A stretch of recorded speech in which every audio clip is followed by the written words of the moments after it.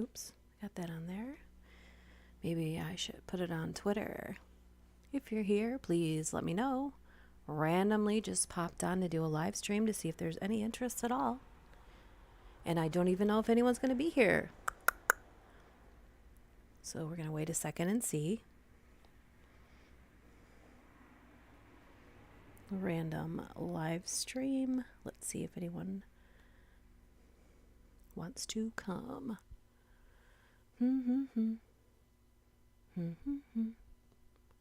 Now I've got Slim Shady in my head. Got 0 viewers. Awesome. I'm going to share it on Twitter and on Instagram just to see if anybody wants to come. Let me see here. Need to find it first. On YouTube. Hey, Zena, how are you? Just trying to get some... Oops, I need to mute that. And mute that and then share this with Twitter and Instagram. See if anybody wants to pop on. How have you been? How is being a great grandma? Is that amazing?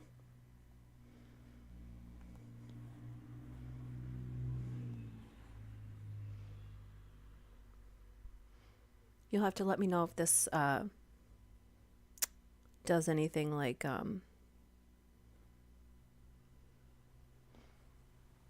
I miss you guys too. Sometimes I get horrored out. I don't know if anybody else does, but plus the state of the world has been really stressful and enough of a horror show that whew, sometimes watching a scary movie is a palate cleanser to real life. Oh my gosh. I've got cop stories here, so let's see here. Sorry, my windows are open because it's really nice here, so you're probably going to hear random cars going by. I'll wait maybe 5 minutes, maybe that, before I start reading. But there's always people that go back and listen to it later. So I want to start posting once a week on here again. But then I'm going to post it ad free to Patreon. And then I'm going to do an exclusive once a week Patreon only. But I think I also want to put it on Spotify. So I'm going to see what you guys think about that. I'm going to go to YouTube too to see if I can see the comments. Because the comments are on the software. But it's not as once a week Patreon. There we go.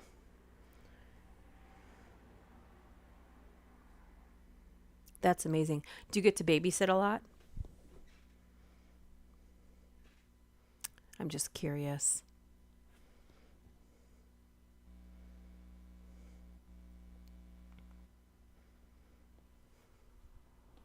If anybody's dropping in at this random live stream, please let me know you're here in the chat.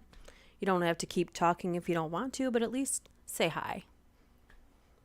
That would be amazing. We're going to read, I found some, These are cops share stories of the creepiest calls they ever responded to. And when I started reading it, I thought we had read these before. Hey, Tenzin. Hey. Dabbit. I thought I had read these before in here, but no.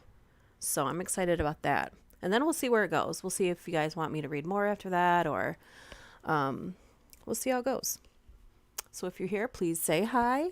I understand that everybody likes to chat. If you're listening and you can't figure out like where the chat box is, it's right below the screen. There's a little box that says chat, and you can say hi. Everybody here is generally friendly. I don't think we ever have anybody here that's rude because they don't stay. We tend to chase the rude ones away. Or I block them. It's been a long time since I've had to do anything like that, though. I love little Tony. Oh, that's adorable. That's adorable. Hello, how are you? Jerry, you'll be happy to know that Patreon will be getting everything that I've recorded this year, ad free. And then you're also going to get once a week an exclusive Patreon only upload. So just laying out there. Oh, tell Isaiah I said hi as well. I'm just messing around. Oh, I know that. We don't take anything too seriously here unless it's being cruel to someone else and then they gotta go. Like, I can take a lot of crap from someone before they have to be blocked. That's for sure. Generally, if someone says something rude, I ignore it. When you've been on YouTube for, I think it's been 6 years now, maybe 7. I think it's 6 years. Your skin gets very thick. And I notice, like, if you are on TikTok at all, I notice a lot of people are very new to social media criticism. I couldn't care less. And they constantly like address the hate comments. I just don't care. I either delete them, block them, or ignore them because they don't affect me. I just thought I would let you know that, Jerry. The world has been stressful, and I don't know about you guys, but I need a distraction, and this is a great distraction. Recording audio is fantastic. And you know what else, Jerry or anyone else that's on Patreon? I have a little more freedom of what I say on Patreon. Actually, I have a ton of what I say on Patreon. So if you have requests on Patreon, send it. I think I can, as long as I don't advertise it. Like, if it's a book that generally, unless it's in the free to use, like the public domain, generally you can't come on YouTube with someone's book and just read it and then have ads on your YouTube channel. You're gonna get in trouble for that. But I'm not saying I'm going to do that on Patreon, but I'm saying I will take definite requests on Patreon. Zena, I think that you might have requested that before. And I think that as long as I'm not, I don't know, I don't want to cross a line and get in trouble. So I'm going to look into that. But I have a lot more freedom as what I say and do. So yeah, but I did say I'm also going to put the stuff that's on YouTube on Spotify as well. But anything that I put on YouTube from now on is going to go on Patreon ad free. So, yeah. That's good. Hey, Phantom. I sent you a bunch of emails about recording your demo. I hope that you got them. I hope that you have done something with that so far. Send me an email back if you haven't. And I hope you went to the Bill DeWeese channel. He just started a new series where he's teaching everybody how to do, how to set up your environment. So I don't know if you guys know, but Phantom, you had or have a YouTube channel as well and wanted to know about starting like recording audio voiceover.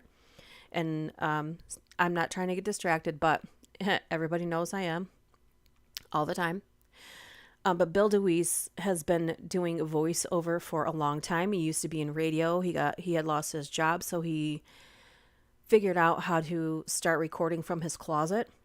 And the number one thing he says, the number one thing for your audio is treating the area. He's like, you can go in a closet and put blankets in there. That's more important than your microphone. It's more important than any software. He's teaching some really good things over there, so I hope you go and check it out. And I also want to point out, since it's midday, it seems like the internet is working fabulously right now. So I do like this time. So I'm going to be curious to see how many people show up. This is not a good time for Tank because I think Tank is working during the daytime. So I don't know if he's listening with headphones or resting. Don't want to give all of his personal information out on here. But yeah. Anyways, so it's been a few minutes. I found some stories that I had saved in my inbox and I thought that we read these before, but I haven't. If you've heard them before, it wasn't from me. And they are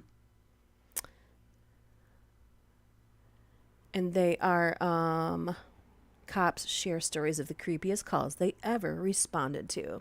So I'm curious because I'm excited to read these because I read the first one and I know I haven't read these before on here. So if you've heard them before, it hasn't been from me. And I don't know about you guys. In Michigan, at night it's been like in the 40s. And then in the days, it's like going to be 72, mid 70s. So that really messes with the nasal cavities, not to be disgusting. So you're going to hear a lot of popping. So I'm sorry about that. Maybe you don't, because this microphone that I'm using is just a headset. So I don't think you hear everything. And if you do, so sorry. Yeah, I don't think, is Tank on here? I didn't see him. Listening at work. Oh, cool. Cool. Do you have headphones on? Should I watch my language? Ha, I'm kidding. If you're new here, I don't watch my language. Which is another reason why I'm excited to post stuff to Patreon and Spotify. Because even if I took the ads off YouTube, they still want to censor what you're saying. Even though, like, if you're someone who uploads any videos on YouTube, when you're going through and uploading, it has this questionnaire it has you fill out and asks you, is this okay for kids? And I always check, no. And then they still try to do, like, censor people. Like, if you have a kids YouTube channel and you asked if it was kids, so it should never be marketed to kids. So if kids are seeing it, it's because somebody's not watching their kids. Sorry. Anyways, tangent over. Let's get into the stories, shall we? Also, if you hear traffic, it's because my windows are open. And it's nice outside. So sorry about that in advance. This first one up is called A Real Life Ghostbuster. This is from Ryan OG. I do remember an odd job from last year. I was driving back to the station. These are all cop stories, by the way. I was driving back to the station to end my shift, and the operator shouted up and asked for a unit to attend a sus circs job, basically suspicious circumstances job. Reported via emergency call. I'm going to turn this up a little bit and see if I can. Let's see here. The man won't leave his house and his head is missing. So naturally, I had to see what this was all about, and I postponed the end of my shift to assist with the call. Upon arrival, I invited myself into the property, walked into the living room, which was in complete darkness, to find an elderly male sitting in an armchair, only visible with my torch, which is his flashlight. You could see how terrified he was. He couldn't even move to look at me or speak or even acknowledge me. He was transfixed on the armchair that was opposite his. I walked, more like stumbled ungraciously over to him and tried to make contact. His eyes slowly moved from the chair to make contact with me, and then he spoke. He told me basically that what we already knew, that he could see a person sitting in the armchair opposite him, and that person had no head. He said, please, just take him away. Being the quick-thinking neighborhood police officer that I am, I asked the ghost to please leave the premises and stated I would arrest him if he failed to comply. Needless to say, I didn't have any trouble from the suspect. I assumed that the man had some kind of mental health issue and called an ambulance, only to find out that this was his first episode and that he was otherwise in perfect health. Basically, I'm one of the few cops that have apprehended a ghost, so I'm technically a real-life ghostbuster. Sorry, my voice cut out there for a second. Yes. Shout out to Tank. We all send him good vibes. I hope he's listening too. Sorry about that. There goes my voice. Excuse me. Let me get. Try to cover up the microphone, so if it didn't work, I'm so sorry. This one's titled, I Expected Her Head to Spin. And this is posted by ASSO, like SO412. We got a call for a mentally ill female at a house. Fairly common in our area. The girl's brother called it in. We get there and see the brother outside. He says that his sister has been acting weird for the last week or so, and that we just can't go through the front door. So we go in through the garage entrance to find all the lights in the house off, and none of the lights switches working. So we take out flashlights and start searching. We find the girl bent down, facing the corner of the living room, naked as the day she was born. We call her name and hear her muttering some sort of incantation to herself. She stops and slowly turns her head toward us, then stands and faces us. More muttering, then a loud scream, and runs straight at us. Stops halfway between us, then slowly turns and walks back to her corner. I swear I expected her head to spin and see her crab walk backwards up the wall.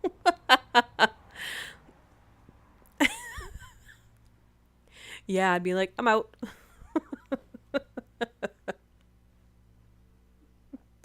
This one's titled, Do You Want to Play?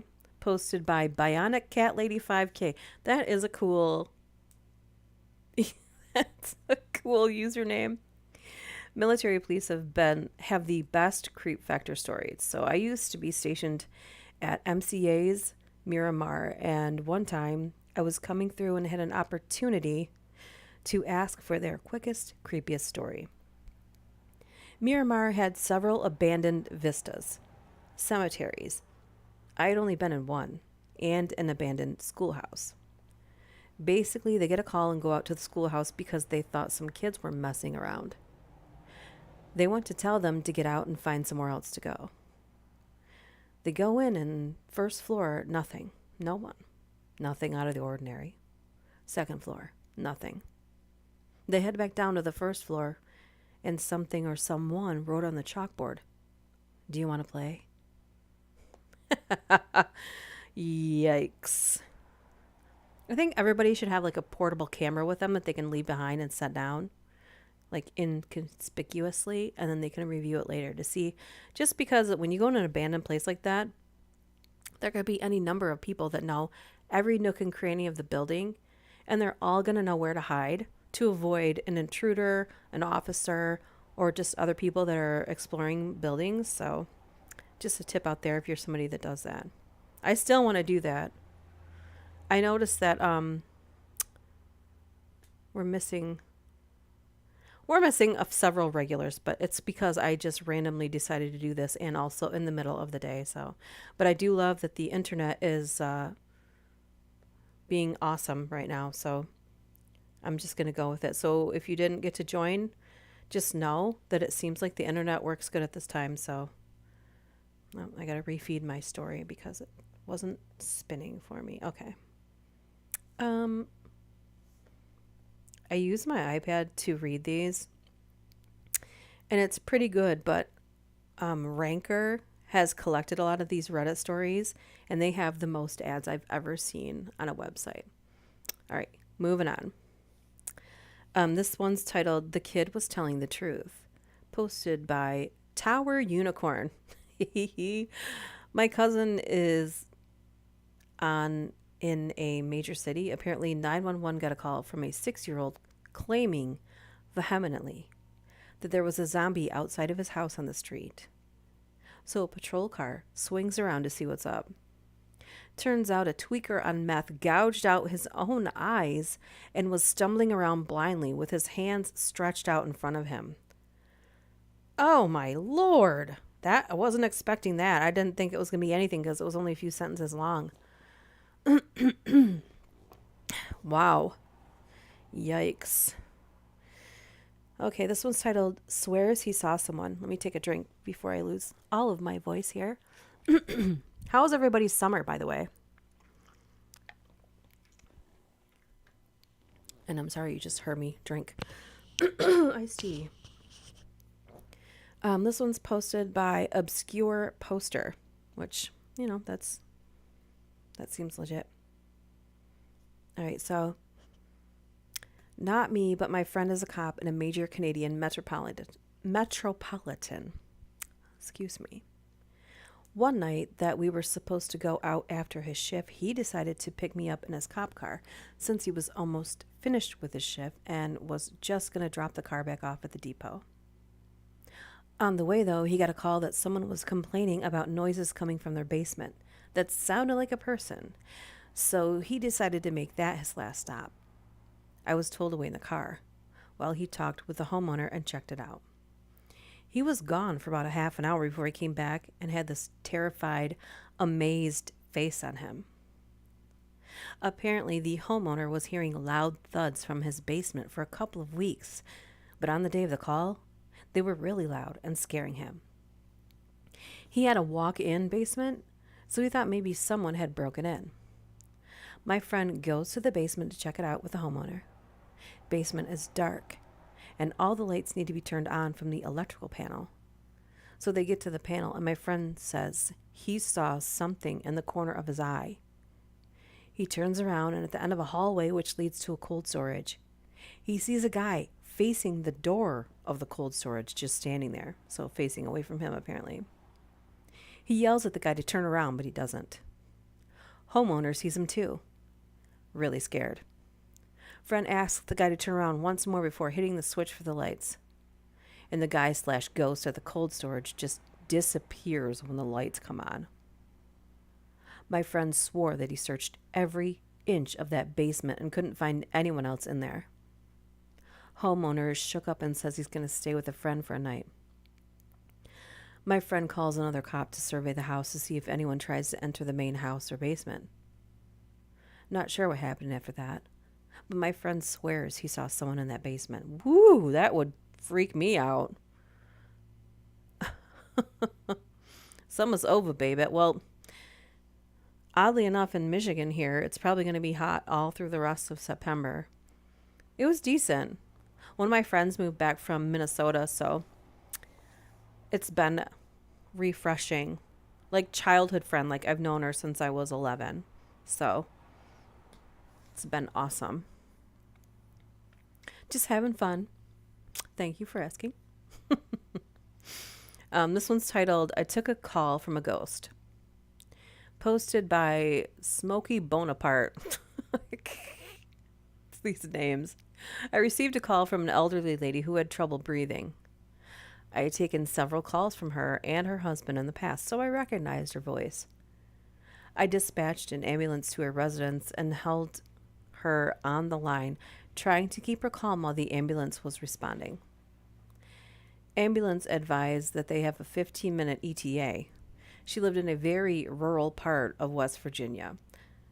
I'm talking to her, asking about her husband and how he was doing, and just making small talk with her. The ambulance calls in and advises they're on scene, and I let them know that she is in severe respiratory distress, and I still have her on the line. I let her know the ambulance is coming to the door, and she says, okay, and hangs up the phone. Pretty normal, right? Well, here's where it gets weird. I think I'm going to guess what this says. The EMT and paramedic on scene call back about a minute later and advise me that no one is answering the door. We have a sheriff unit who was in the area pulling on scene about that time. Sheriff unit confirmed the address and advised he's breaching the door to make access to the PT. 5 minutes go by and the paramedic on scene radios in asking who the caller was. I advise it was the elderly female who lived at the residence. He tells me that he's going to call in and needs to speak with the supervisor on shift. We get him over to the supervisor, and the supervisor confirms that my iPad just refreshed the story in the middle. I am so sorry. Like, what? I'm so sorry. Anyways, back to it. All right, so we're at the supervisor. Supervisor confirms that the information I gave him and what's going on. Apparently, the elderly female had been deceased for a while and was in full rigor mortis. They thought I was wrong on the caller, but the other dispatchers played it back and confirmed that it was the female who called the ambulance. Transferred to the hospital, and we get the same calls and disbelief from the doctors. So I took a call from a ghost. That's crazy.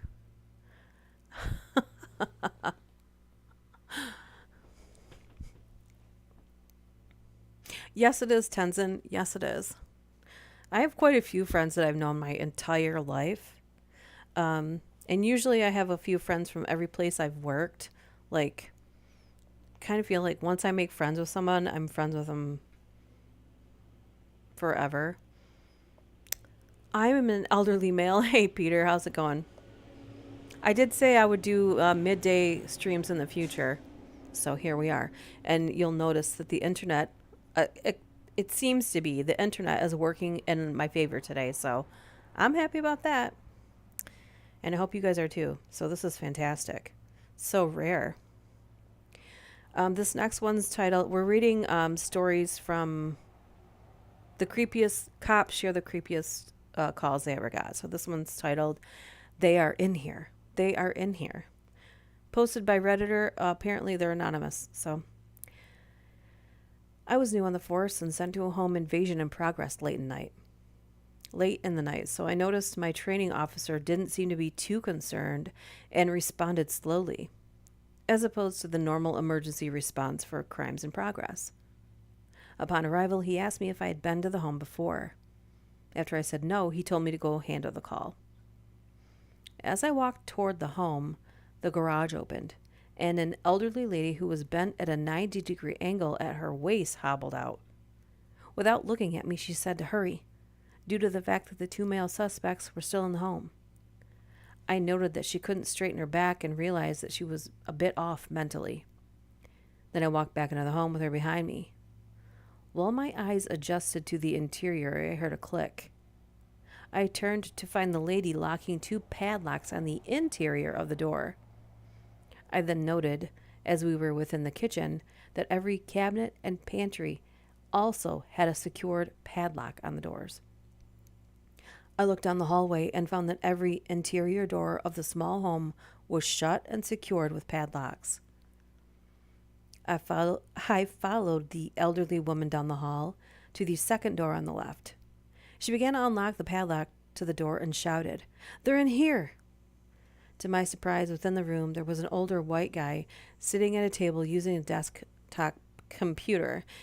He looked at me, greeted me, identified himself as the woman's husband, and then went back to doing whatever he was doing. The woman then pointed at an empty chair and began to yell, "They're under the chair! Oh no! They just ran outside there! Right there!" The woman was pointing at a wall.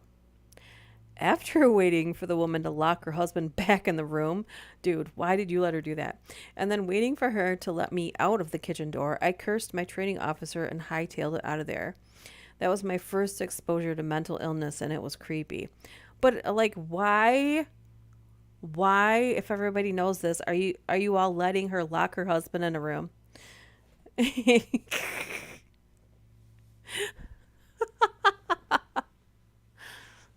I'm an elder. My toe hurts, but otherwise I'm fine, says Peter. We're happy that the internet's okay. A Pepsi bottle fell on my toe, hit the cap side of the bottle, hit it hard. Ooh.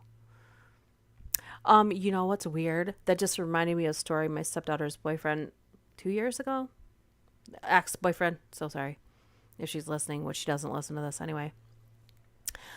He started working for like a locksmith, and one of the things that they wanted was a lock on every single door in the house, like bathroom, bedrooms, everything.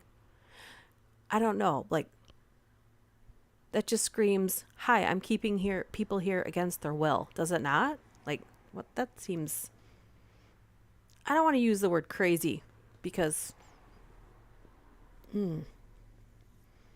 sending your toe good vibes, Peter.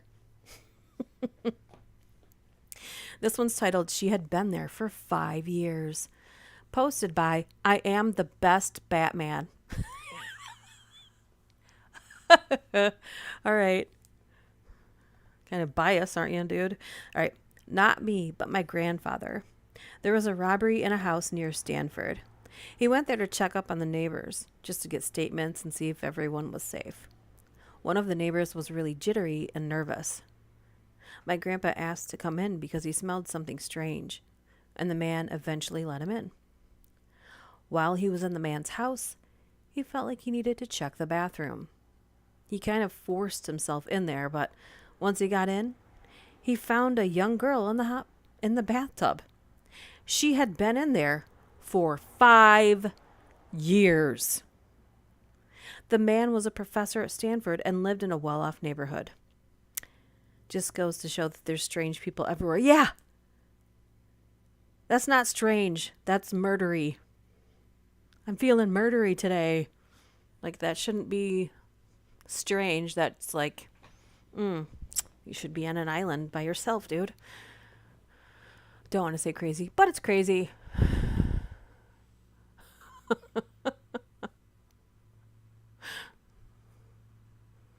Oh, yeah. Epsom salt or really any salt will help that if it's got a cut on it. It helps soothe. Which you're probably smart enough to know that already. Anyway, this one's titled There Were Approximately 40 Dolls Hanging from Nooses. Oh, okay. Posted by Blake Gibson. So, arrive on scene because the woman who lived in the house was cursing her neighbors and the sheriff had received complaints from them. Her first name, no joke, was Pocahontas. So we roll up, and there were approximately 40 dolls about 12 inches tall hanging from nooses in the tree in the front yard. All around the perimeter fence, there were mannequin heads on spikes with bullet holes and foreheads. There were multiple mannequin bodies propped around the property, and the grass was overgrown, so as you walked, you would step on what looked like a person hiding in the grass. On the garage door, there was a giant cock and balls drawn in latex paint. Never could find the woman. Tried a couple times a day for quite a while. Like she disappeared off the face of the earth. No lights, no vehicles, nothing. Just poof. House is still set up the same way to this day, and we always take the rookies by there to creep them out. Ew! Why wouldn't you take that stuff down, though? I don't know. Man. Monsters. Yeah, people are monsters. Check out Ukraine coverage by Denis Davidov. He does a video every day. You can expect it 3 hours from now. It's evening for our time zone. Yeah, it's been a while since I've checked it out. We seem to have while the war is going on there, we have some insanity happening in the US like every single day. And I don't want to get into it because I'm here for the palate cleanser that I desperately need from the craziness that is our world right now. Because if I start talking about what's going on in the world, I'm going to talk about every single thing that's happening everywhere.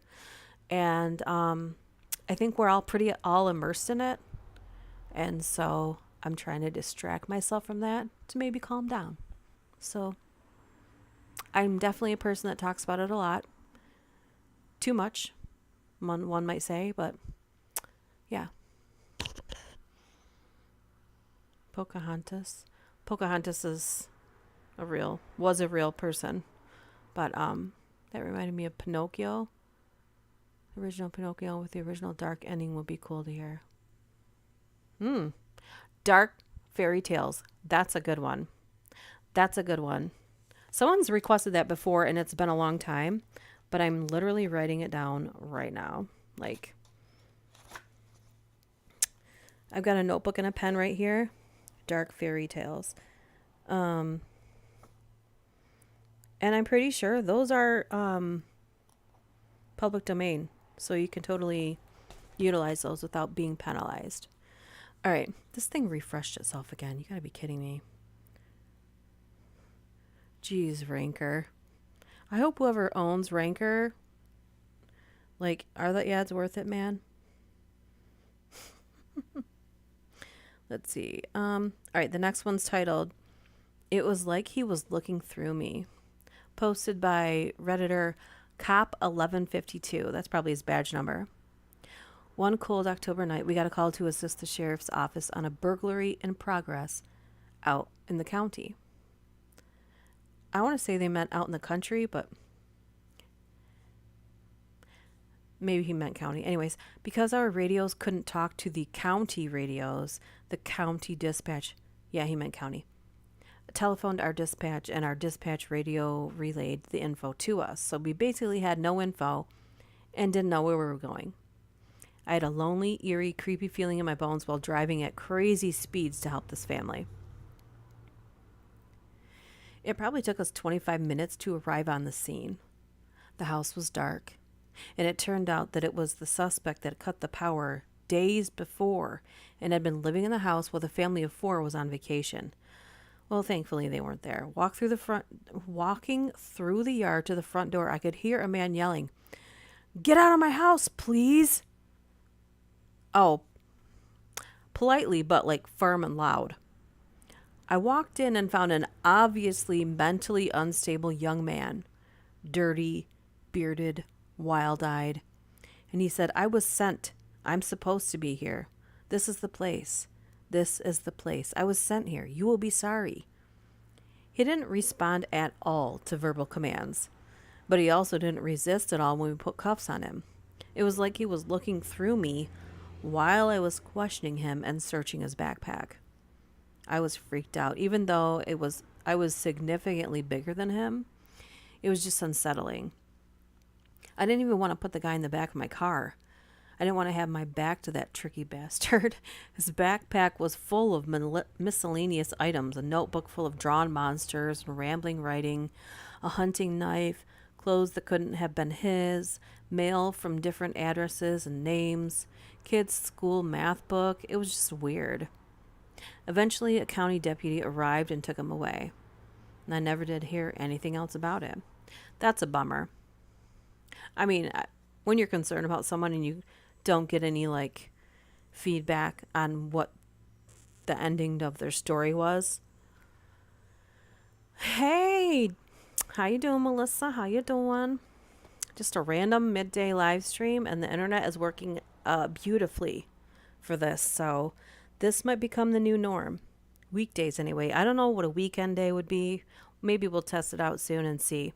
But usually if I do anything that's like, I want to say probably anything after 4, the internet's just like, nope, not going to work right. All right, we're reading The Creepiest Calls Cops Ever Got. I don't even know what number we're on, and I don't even know how many there were.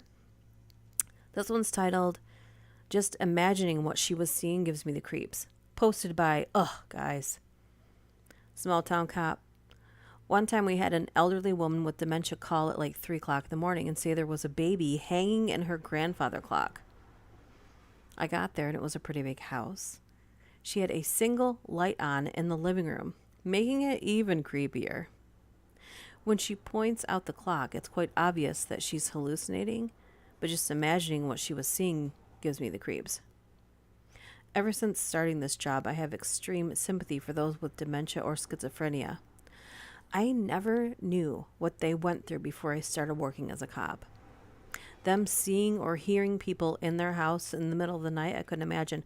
That just reminded me, like, there's a few people that I stumble onto on TikTok that have schizophrenia. And this one guy has a helper dog.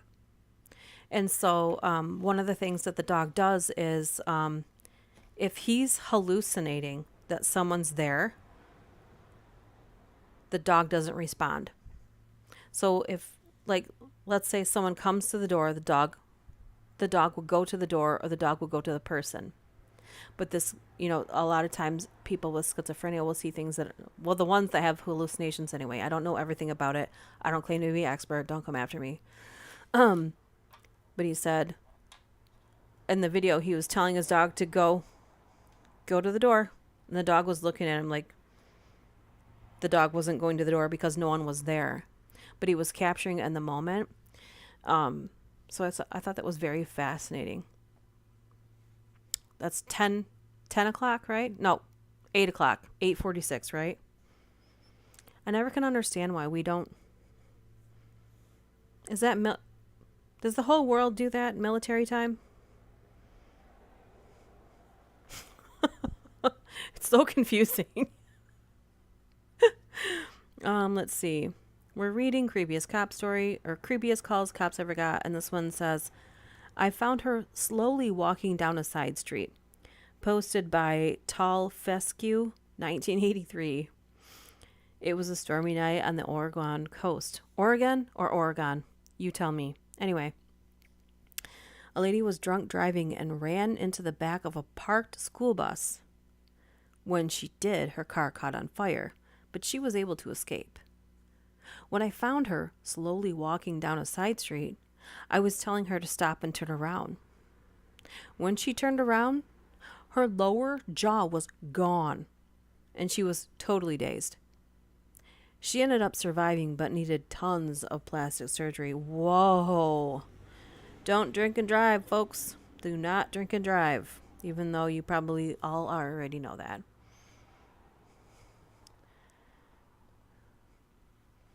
Yeah, they had trained dogs on a lot of things I never knew. Like, that's amazing. Cuz there's another guy on YouTube that does like hour-long interviews with people of all kinds, like mental illnesses, physical illnesses or disabilities, all kinds. It's a common one. He's pretty popular. But he did a few with people with schizophrenia, and one of the ones, I think we've talked about this before, but one of the things that she said that she doesn't like to have people, like people that know her. How does she explain this? If she sees something that's not there, she doesn't want people to pretend that it's there for her sake. She said because then it makes it more real and it's confusing. And then another thing she said, that she can't always tell people what exactly she's seeing because it would terrify them. Terrify them. But she said, I think she also said she could tell if it was there if no one was reacting. So it's very interesting. And the different like levels of medication needed, not needed. Just there's so many different aspects to every single mental illness, physical illness, disability, what have it, that there's just so many things that we don't know. And there's so many people in the world, but getting distracted, squirreling out. Anyways, let's see. This one's titled, We Walk into One of the Rooms and See a Body on the Table. Oh, Lord. Posted by Redditor Hadrian217. So we responded to a burglary alarm at a mortuary and found out that one of the rear doors was left open. Policy now dictates that the entire building needs to be cleared, searched, to confirm that it was a false alarm, which most of them are. It's the middle of the night and totally dark. We use flashlights and never turn on lights. Excuse me. So we walk into one of the rooms and see a body on a table. It appeared that it was waiting to be processed, possibly embalmed, by the mortician. It smelled like a mildly decomposing body. Suddenly I see a shadow to my right, shine my light there, and find nothing out of the ordinary. I immediately smell a really strong whiff of perfume blow by me. The search was completed more expeditiously than normal after that, and nothing was found. Ooh. I had a brief moment, and I mean very, very brief, where I thought about becoming a mortician. Very brief. That would be cool to see and hear what...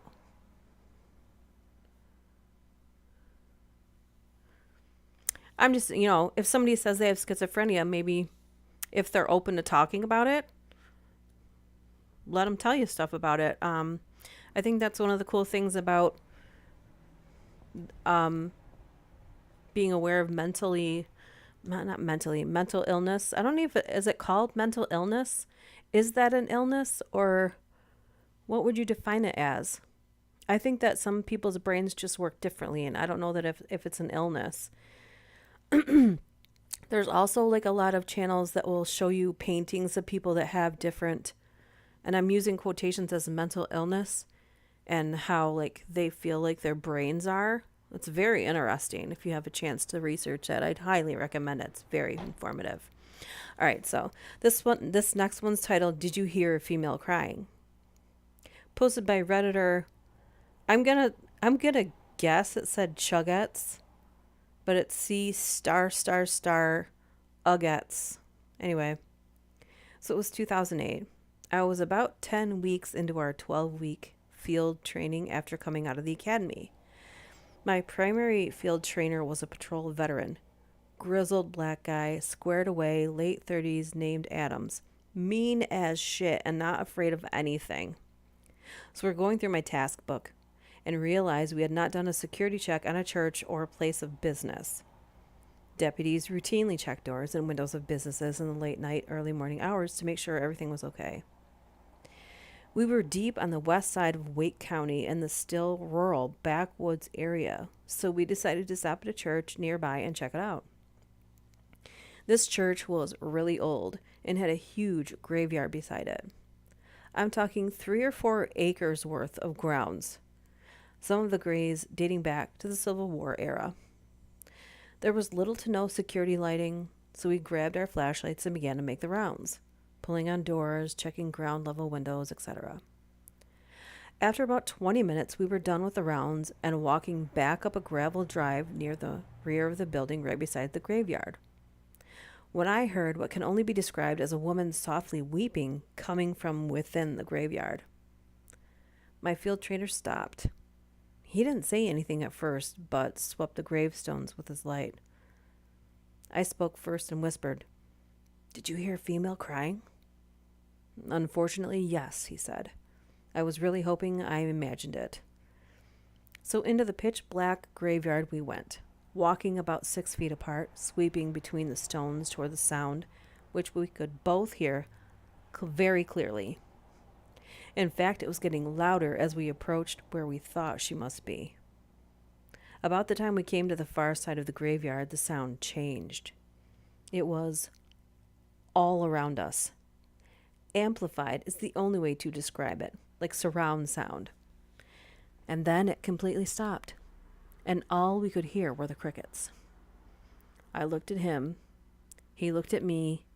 We turned around and headed back to the car. We didn't run, but I think we both wanted to. We didn't include that information in our informational case report for the security check. Oh my gosh. I would have thought someone was playing a prank on me at that. Yeah, is autistic? Is it I don't think, what is it defined as? Because there's also so many levels of autism.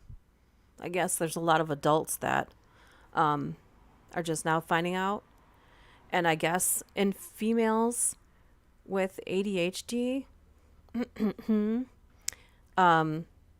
very common to have a form of autism. So there's so many things that the younger generations are more aware of and find out ahead of time. And it's not that those things didn't exist before. It's just they weren't acknowledged to other generations. And, having the title isn't the main point. The main point of knowing if you have something going on with your brain that works differently is it can make your life a little bit better and different. Because when you don't know how your brain works, it can work against you and make your life a lot harder. What does that mean, Peter? I'm going to let you explain while I read the next one, okay? Level 14. Please explain. Or I can look it up later. It's fine. This next one is kind of long, so you guys are going to have to bear with me here. It's called "We Never Learned the Actual Cause of Death," posted by Redditor Ake1No. Former paramedic responded with police and fire to a report of a man down on the side of the railroad tracks in a wooded area about 500 yards from the nearest access road. A railroad employee riding the tracks during a safety check noticed the man. We all parked and walked with the equipment the 500 or so yards where the patient was. He had no signs of life, flatline on the EKG, along with the fixed and dilated pupils. Do a little more checking, and he has no visible signs of any type of trauma. The body is not cold yet, and there's no rigor mortis yet, so he hasn't been dead too long. Oh my gosh, this thing just reloaded itself. I'm so sorry. I have to go back down to the story.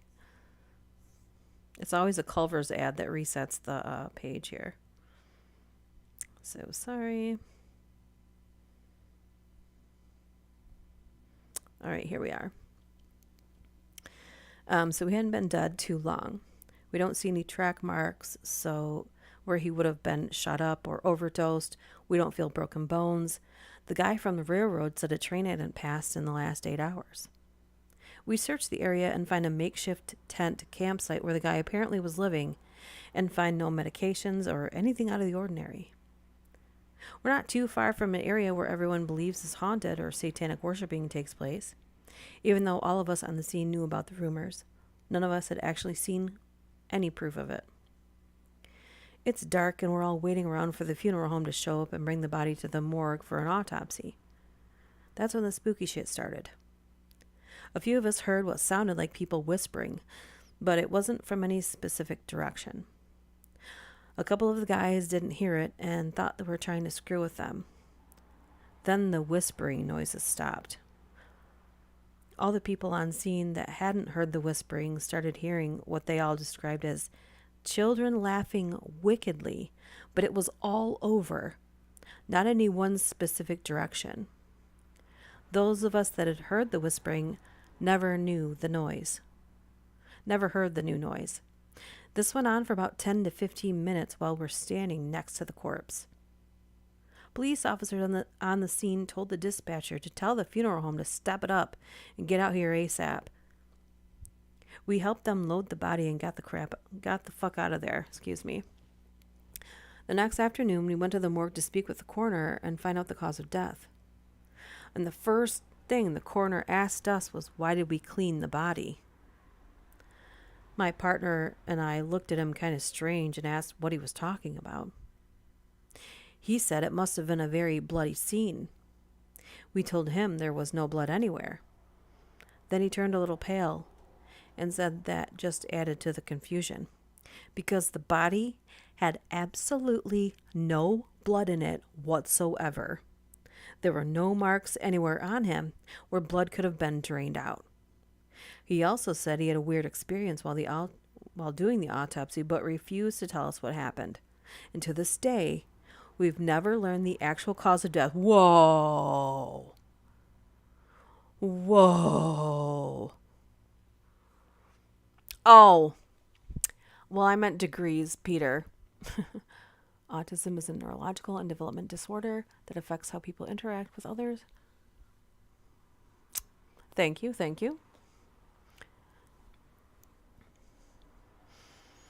It came up in discussion at a therapy session I had one time because it was very obvious that I have ADHD. But I asked because certain elements of myself not understanding other people's behavior, but I think it's just because people are assholes, maybe. Maybe that's why I don't understand people's behaviors. There's nothing wrong. Sometimes there's nothing wrong with you. Sometimes it's that you're surrounded by assholes. That's a phrase I've seen a lot. All right, there's more. Do you guys want to hear more? Are you guys hanging out? Do you want more? Let me know. Are you done listening or do you want more? Do.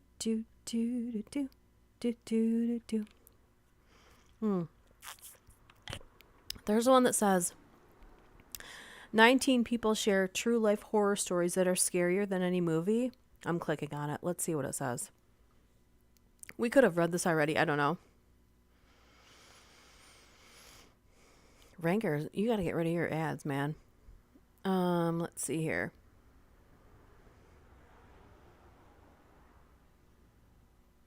Yeah, it looks like I've already read that one.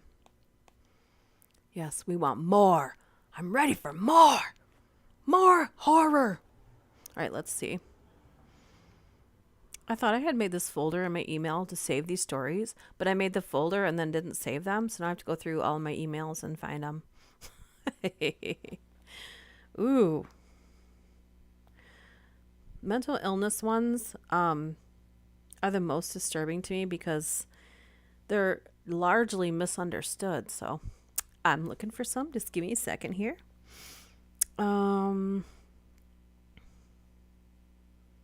Let's see here. We just read that one. Did we read the horrible backstories behind houses up for sale? Because I feel like we did read that. What about pizza delivery people? Let's do that one. And again, let's see if I've read this before. All right. I don't think I have. You guys are going to have to let me know because this one starts off, when you deliver to a murderer, posted by Footy Socks 1. Okay, so 23 horror stories from the pizza delivery person. I question how people can be so dumb at times. You know, it's so funny because Google is free. And I'm amazed at the amount of people that have iPhones that don't use Siri. I think Google's better than Siri, but whatever. But they don't use like the timer on their phone, the reminders on their phone, or their iPad. Like I use my iPad for everything all the time. I'll just say like I'll ask Siri to take a note for me, and then she will if I'm thinking of something to go back to later. You could read stories about the back rooms. What? Back rooms of what? You're going to have to elaborate on that, Peter. All right. Do you mean bathrooms or back rooms of something? I don't know. All right. So this person says this happened several years ago. And I won't go into a ton of detail because Google exists and I don't want to point a bit arrow where it happened by saying too much. Why would it matter? You didn't sign an NDA. Anyways, I had worked at a big pizza chain for almost a year at this point, so I was aware of a lot of dangers of the job. Robberies, drunken morons, naked people, etc. Yeah, I've heard people say that. Happens a lot. Ew.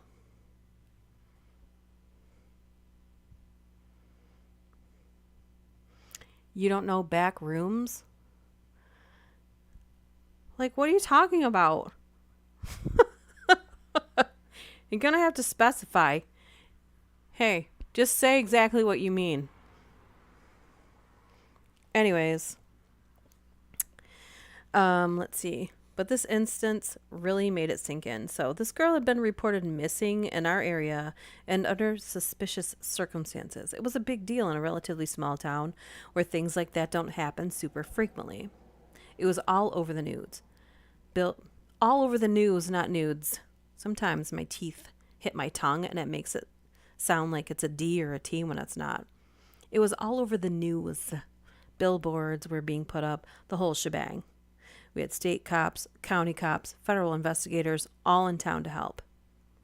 A few weeks after the initial report, they announced an arrest. They had the guy dead to rights, no question that he was the one who did it. When I got to work that day, someone asked if I had seen the announcement. I hadn't yet, so I pulled up the news article on my phone and holy crap. I knew that name. I knew the address. I knew the face. A month or so prior, I had delivered to this guy. His apartment complex was a few blocks down the road. To add to the creep factor, this dude lived in a complex with several buildings where each one had a locked door to get into the building. It's full of young kids that are almost always drunk and ignorant when they order, and I'd had issues there before. So due to that, I had made a point to always have customers come and meet me at the main door as opposed to being buzzed in, getting to their unit door. Usually it wasn't a big deal, but this dude really tried to press the issue and had several excuses as to why he couldn't come down and I needed to come up. Each one was met with the company policy doesn't allow me to do that, until he finally caved and came down. He was less than enthused, but paid for his pizza, and I went about my way. As a female, given that this happened within a few weeks of him kidnapping and killing the other girl, I am so immensely grateful for all the drunken morons that caused me to stop going inside of the buildings at this complex. Oh my Lord. Yikes.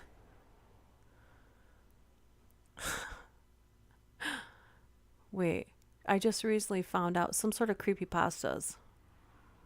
Backrooms is like a game or creepypasta. The Backrooms is an urban legend and creepypasta describing endless maze of randomly generated office rooms and other environments. Backrooms seems so homey and inviting, familiar, nostalgia. For murderers, you mean? Anyways, this one's titled A Real Life Kidnapping, posted by Enough Pizza Now. That's ironic. So I'd been having a really busy night, nonstop, back and forth, without any time to even pause and take a leak. I'd been so busy that I wasn't really thinking about bathroom breaks, but we're also going through a bit of a heat wave in our area, so I've been drinking a lot of water. All of a sudden, I was driving to this particular delivery. The urge hit me. Like things went from 0 to 60 in an instant. Thankfully, I was close to the customer, so could get this one over with quickly. Or so I thought. I pulled up to the house. It was in an area I'd delivered in before, so I could immediately see that something wasn't right. All the lights were off in the house, not even a glow of a television or anything. It was extra apparent because the street light was closest to the door happened to be out of order.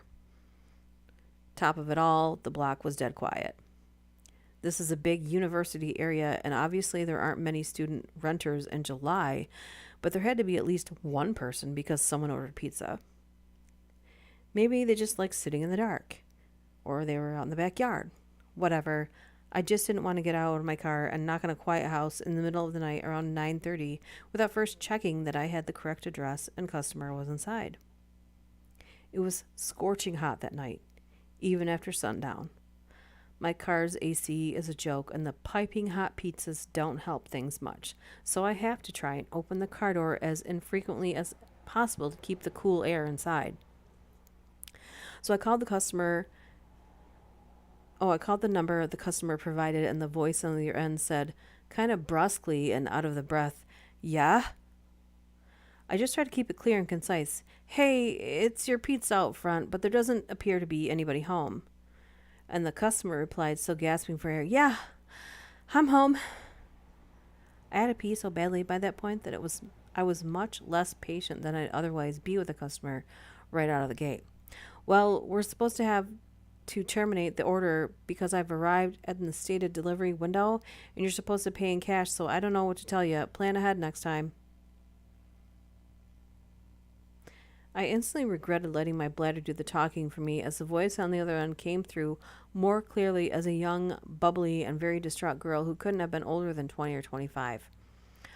"Oh my gosh, I'm so sorry. I was running down the street so I could barely hear you," she cried. "I just switched you out of my AirPods. Is that better?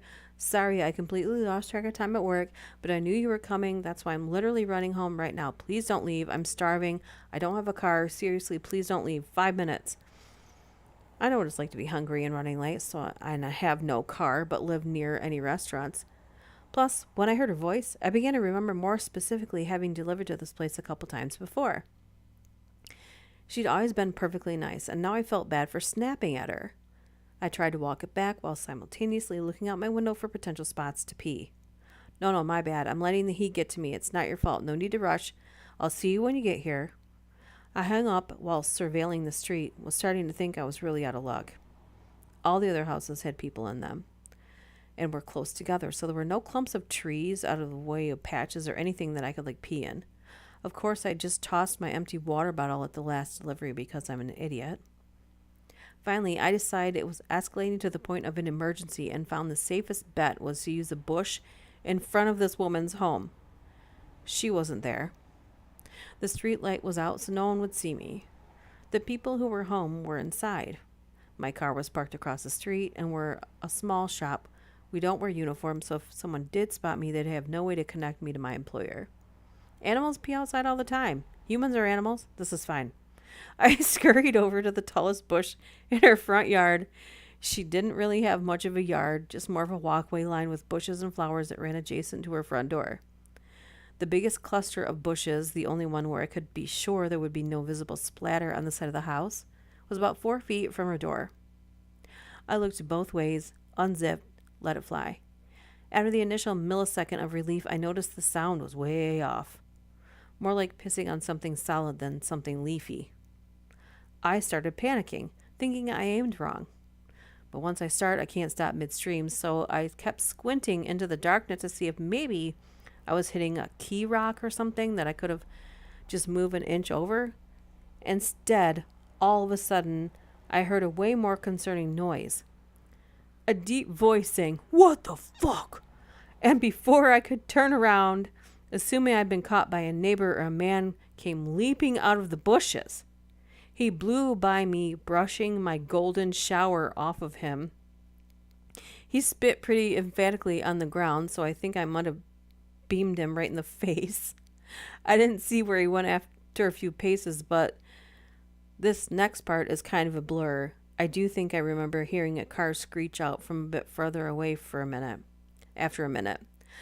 I'd gotten some night vision by that point, so I was able to make out his height, build, and outfit, but the most general details of each. I was in such shock that I didn't even put myself away. I just stood there trying to figure out what just happened. The reality was so terrifying that my mind refused to accept it and impulsively searched for a reasonable explanation that would make everything okay. I thought, could these bushes lead to some backyard area that just looked like they were against the house? Could they have been obscuring an open window? My inner voice was desperately screaming, "Bruh, that man was wearing a hoodie in 90-degree weather. That was a bad man. You're in a bad situation." But the very idea that I was within inches of a guy who would be hiding in bushes at all, let alone in front of a young woman's house at night, just wasn't something I was ready to grapple with yet. I was coping by not coping. My fight or flight response totally failed me at that point because my dumbass did the absolute last thing I should have done and approached the bushes to try and validate this.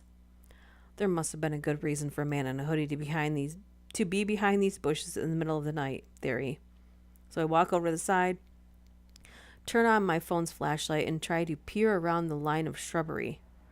Pro tip: as scary as things may look in the dark, seeing them with a single beam of your flashlight can sometimes make it worse. That's when I saw the bag. There was a tattered drawstring bag sitting behind the bushes, slightly splashed with pee. But I was in such a moronic daze from shock that I groped around for it, thinking, see, this is it. This will explain why he was back there. It explained it. Once I maneuvered it over and pulled it open and saw a sharp knife, a roll of duct tape, a bottle of pills. The delusions officially broke at that point, and all the adrenaline, endorphins, and self-preservation instincts that had been suppressed kicked in 10 times over. I became whatever the opposite of dazed is, more laser-focused than I've ever been in my life, with one singular goal: get back in the car. I dropped the bag, booked it across the street, got in my car, and slammed the pedal to the floor before the door was even all the way closed. I went as far as I could until I hit a red signal. Then I pulled off to the side and realized I shouldn't be driving any more than necessary in the condition I was in. I pulled into the parking lot of a 24-hour drugstore and took a breath. I was finally calm and coherent enough to zip up and formulate a plan of action. My first lucid thought was, who do I call first, the police or the girl whose house I was at?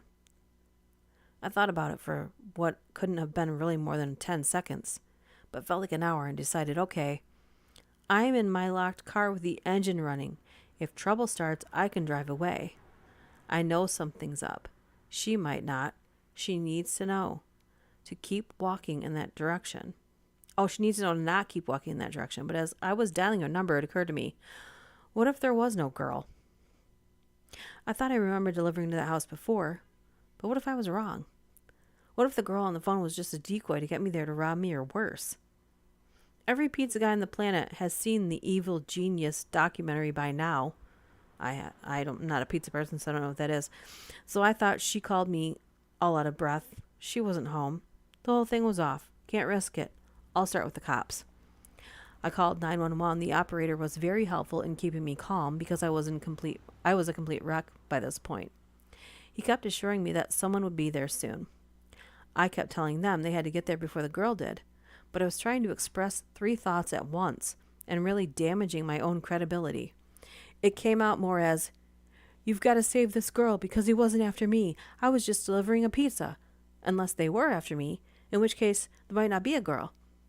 But I talked to the one on the phone, so then you should find that girl because they used her to lure me there. But if she's real, she doesn't know about the guy, who was also real. And there could be more guys. If there's actually a girl, you know what? Even if there isn't a girl, there might actually be more guys. I only checked one part of the bushes, so I don't actually know. But we'll know which guy is the one I saw because I peed all over him, you know? I didn't mean to. This was back when I thought the girl was real, but not home. But she might be real. So you really need to find her if she is, because the guy was real. Oh my gosh. Okay, that was the person in the story telling that? Wow.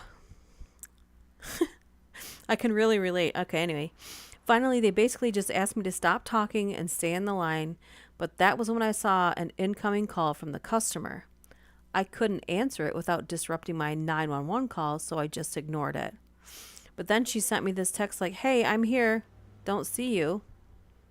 I told 911 she said she was there and said officers were only minutes away.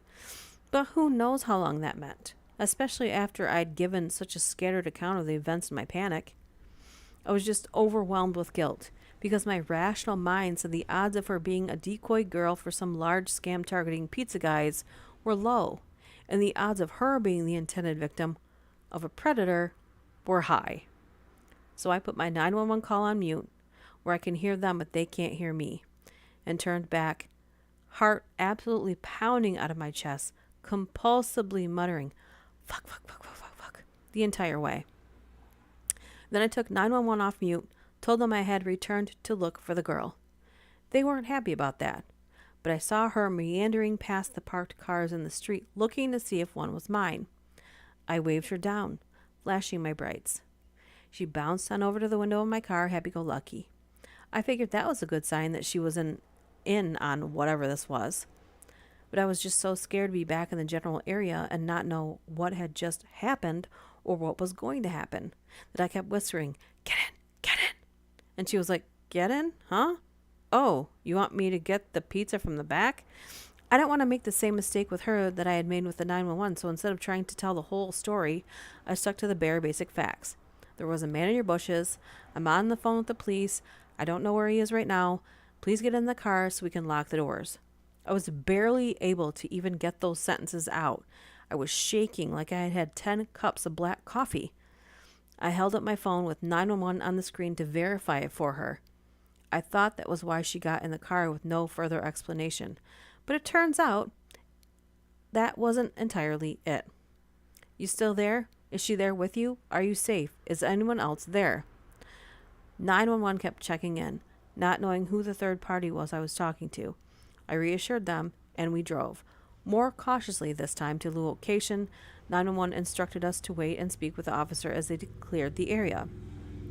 I didn't actually have to do much after that. The police came pretty soon after. A police car met us.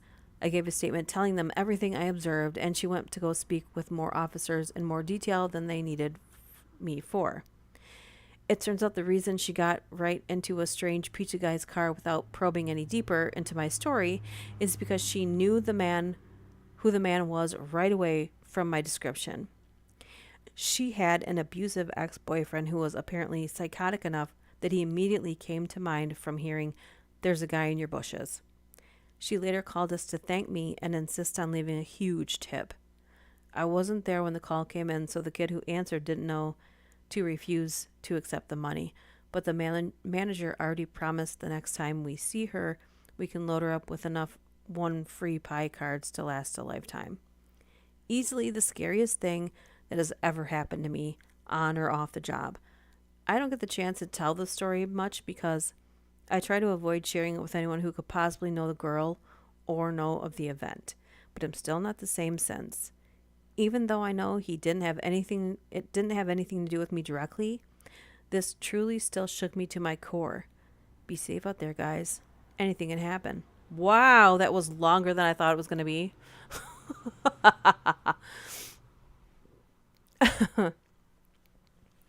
If you don't know backrooms, happy diving, rabbit hole diving, or squirrel hole. Squirrel hole. The bone stealer is one terrifying entity. Ooh, bone stealer. Humans or animals? They are. That's hilarious.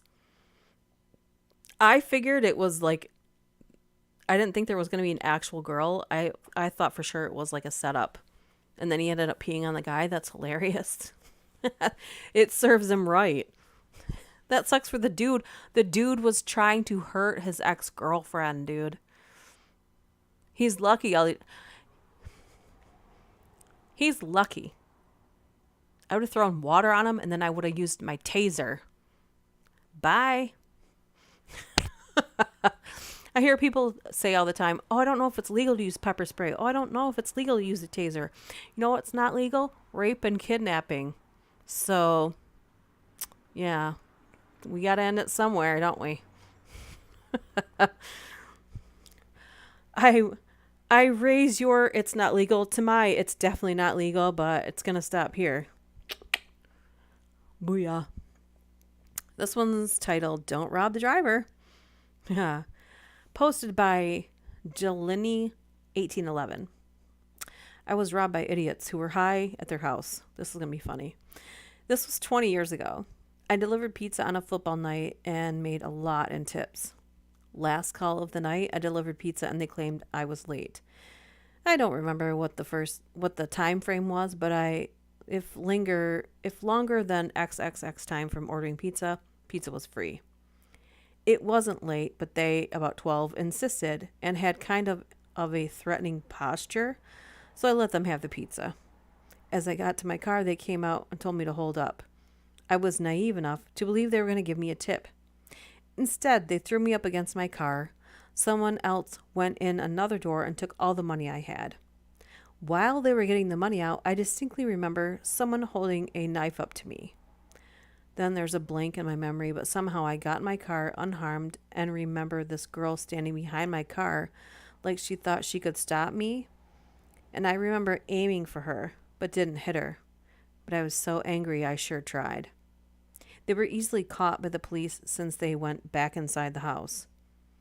Edit. The city bundled a bunch of charges against them for other crimes. They got time, a couple of years for the guy who held the knife to my throat, a guy who took the money. The others I honestly don't remember. I moved across country a few months later. I happened to be in town for a trial of the guy with a knife, and I have checked up on his Facebook account. It seems to have turned his life around from what I can tell and straightened up. I did get my money back, but it took 2 years. Oh, jeez. I thought it was going to be a story of how like the driver had some kind of self-defense. Anyways, let's see. This one's titled Customer Service People Don't Owe You Anything Other Than Service. I don't know if you guys have ever been to like a themed restaurant, but I either want to open this restaurant or I want to attend one, because I went to one like years ago where you go and like they'll tell you like sit up straight or eat all your pork chops or whatever. And if you don't listen to them, you have to stand up and get your nose on the wall. It's hilarious. There's another restaurant, and I don't remember what's at, but they're like, welcome to our fucking restaurant. Do you know what we want yet? Like, they just yell at you, and I love it. I love it. I think it would do well here. Anyway. This one is posted by Pizza Throwaway 7035. I've been a pizza delivery driver for several years, and today is the first day I legitimately feel ashamed of doing what I do. This story may not seem like a huge deal to some people, since it's probably more of me being socially inept when it comes to a big audience and being recorded and not being comfortable with my singing voice. Huh? So I may be overreacting, but I can't shake this feeling of humiliation. Oh, this should be funny. Duchess, I have to head into work. It's always good to hear you, and you make my day. Thanks for listening. Yeah, I'll keep going for a little bit longer, and you can listen back later. See ya. Thanks for stopping by. Enjoy work, if that's possible. Let's see here. So, since I was a kid, I've always been pretty shy, even amongst close friends, and somewhat quiet. There's something in my eye. Hold on a second. I have glasses, so in case you guys didn't know that. And I am absolutely terrible speaking in front of large crowds. I remember in high school having nightmares for weeks about having to do an upcoming presentation. Pause here. I have absolutely no issues talking in front of large groups of people. Public speaking is not an issue for me because no one cares. No one really cares. People are going to make fun of people no matter what. So if you have something coming up and you have to speak in front of a group of people, just take charge of the room and know that no one cares. No one cares of your opinion. And if they're going to listen to you, it's because they genuinely want to listen to you. I don't even know if that made sense. Anyways, going back. Basically, just take charge of the room. The room's yours. Back to the story. I remember in high school having nightmares for weeks about having to do an upcoming presentation, and I would be dreading doing it every day until the actual day of it. Not only that, but I'm a terrible singer and I know it. I don't feel comfortable singing in front of friends and family. Which brings me to the actual story. I had a delivery today with a note written in the special instructions section that said, "Sing a Christmas carol for a tip." Oh my God. I didn't really take it all that seriously and figured they were just joking. And if they weren't, I thought of a corny line to say while driving there to hopefully satisfy them if they were serious. So I show up and it's some kind of small party going on. There's probably 10 to 15 teenagers gathered around the living room. And the mom comes to the door and takes the pizzas. There were 6 larges as I give her the receipt to sign. She then looks at me with a smile and goes, "So did they tell you?" Me. Haha, on the note? Yeah, I saw that, but trust me, you don't want to hear me sing. Oh, come on, you have to. She then ushers me inside and closes the door behind me, and all of the people there watching me already have their phones out recording me. Oh, that's so friggin' rude, man. I instantly get uncomfortable and want to leave as quickly as possible. An audience is one thing, but being recorded by multiple people instantly make me feel anxious. Okay, first of all, you didn't give them permission to record you, so that's terrible. So someone says, "Oh, go on and sing." And I say, "No, really, I'm a terrible singer. I'm sure I'll just ruin your Christmas." Christmas is still several weeks away, and I have no idea why they wanted a Christmas carol so bad. Her, "Oh, come on. I'll make it worth your while," she says as she waved 2 20s and a 5 in front of me. I continued to insist on being a terrible singer and not being comfortable with it, but she kept pushing. Eventually, I decided to try my corny line and hoped it would satisfy them. So I just said, "Okay, how about rub-a-dub-dub? I brought you some grub," which was corny as fuck and holy hell so cringy to say and made me feel infinitely more uncomfortable. Obviously, no one laughed and she went, "No, it has to be a Christmas carol." I insisted more about not wanting to sing and was starting to get seriously pissed off and uncomfortable that she wasn't taking no for an answer, and she kept waving the money in front of my face to encourage me. So finally, I just said, "Look, I'm sorry, but I'm not going to sing for money." She looked at me incredulously for a second and went, "Wow. It was only for fun, you know. Well, you're definitely not getting this then." She said this as she pulled the 20 away and gave me the 5 and the receipt she had signed. I said thank you and quickly left when I heard several comments behind me from everyone else like, "Wow, is he serious? What a dick. Oh, gross." What does that mean? What that means, I have no idea. Disgusted she didn't hear a Christmas carol, I guess? What? Wow, did he really have to make us feel so bad? So yeah, just being pressured to sing, which I guess should just be fun, but I've never felt so used and humiliated while working here. I legitimately feel ashamed to be working at a minimum wage job now, and truly feel like I'm on the lowest rung of the ladder in society.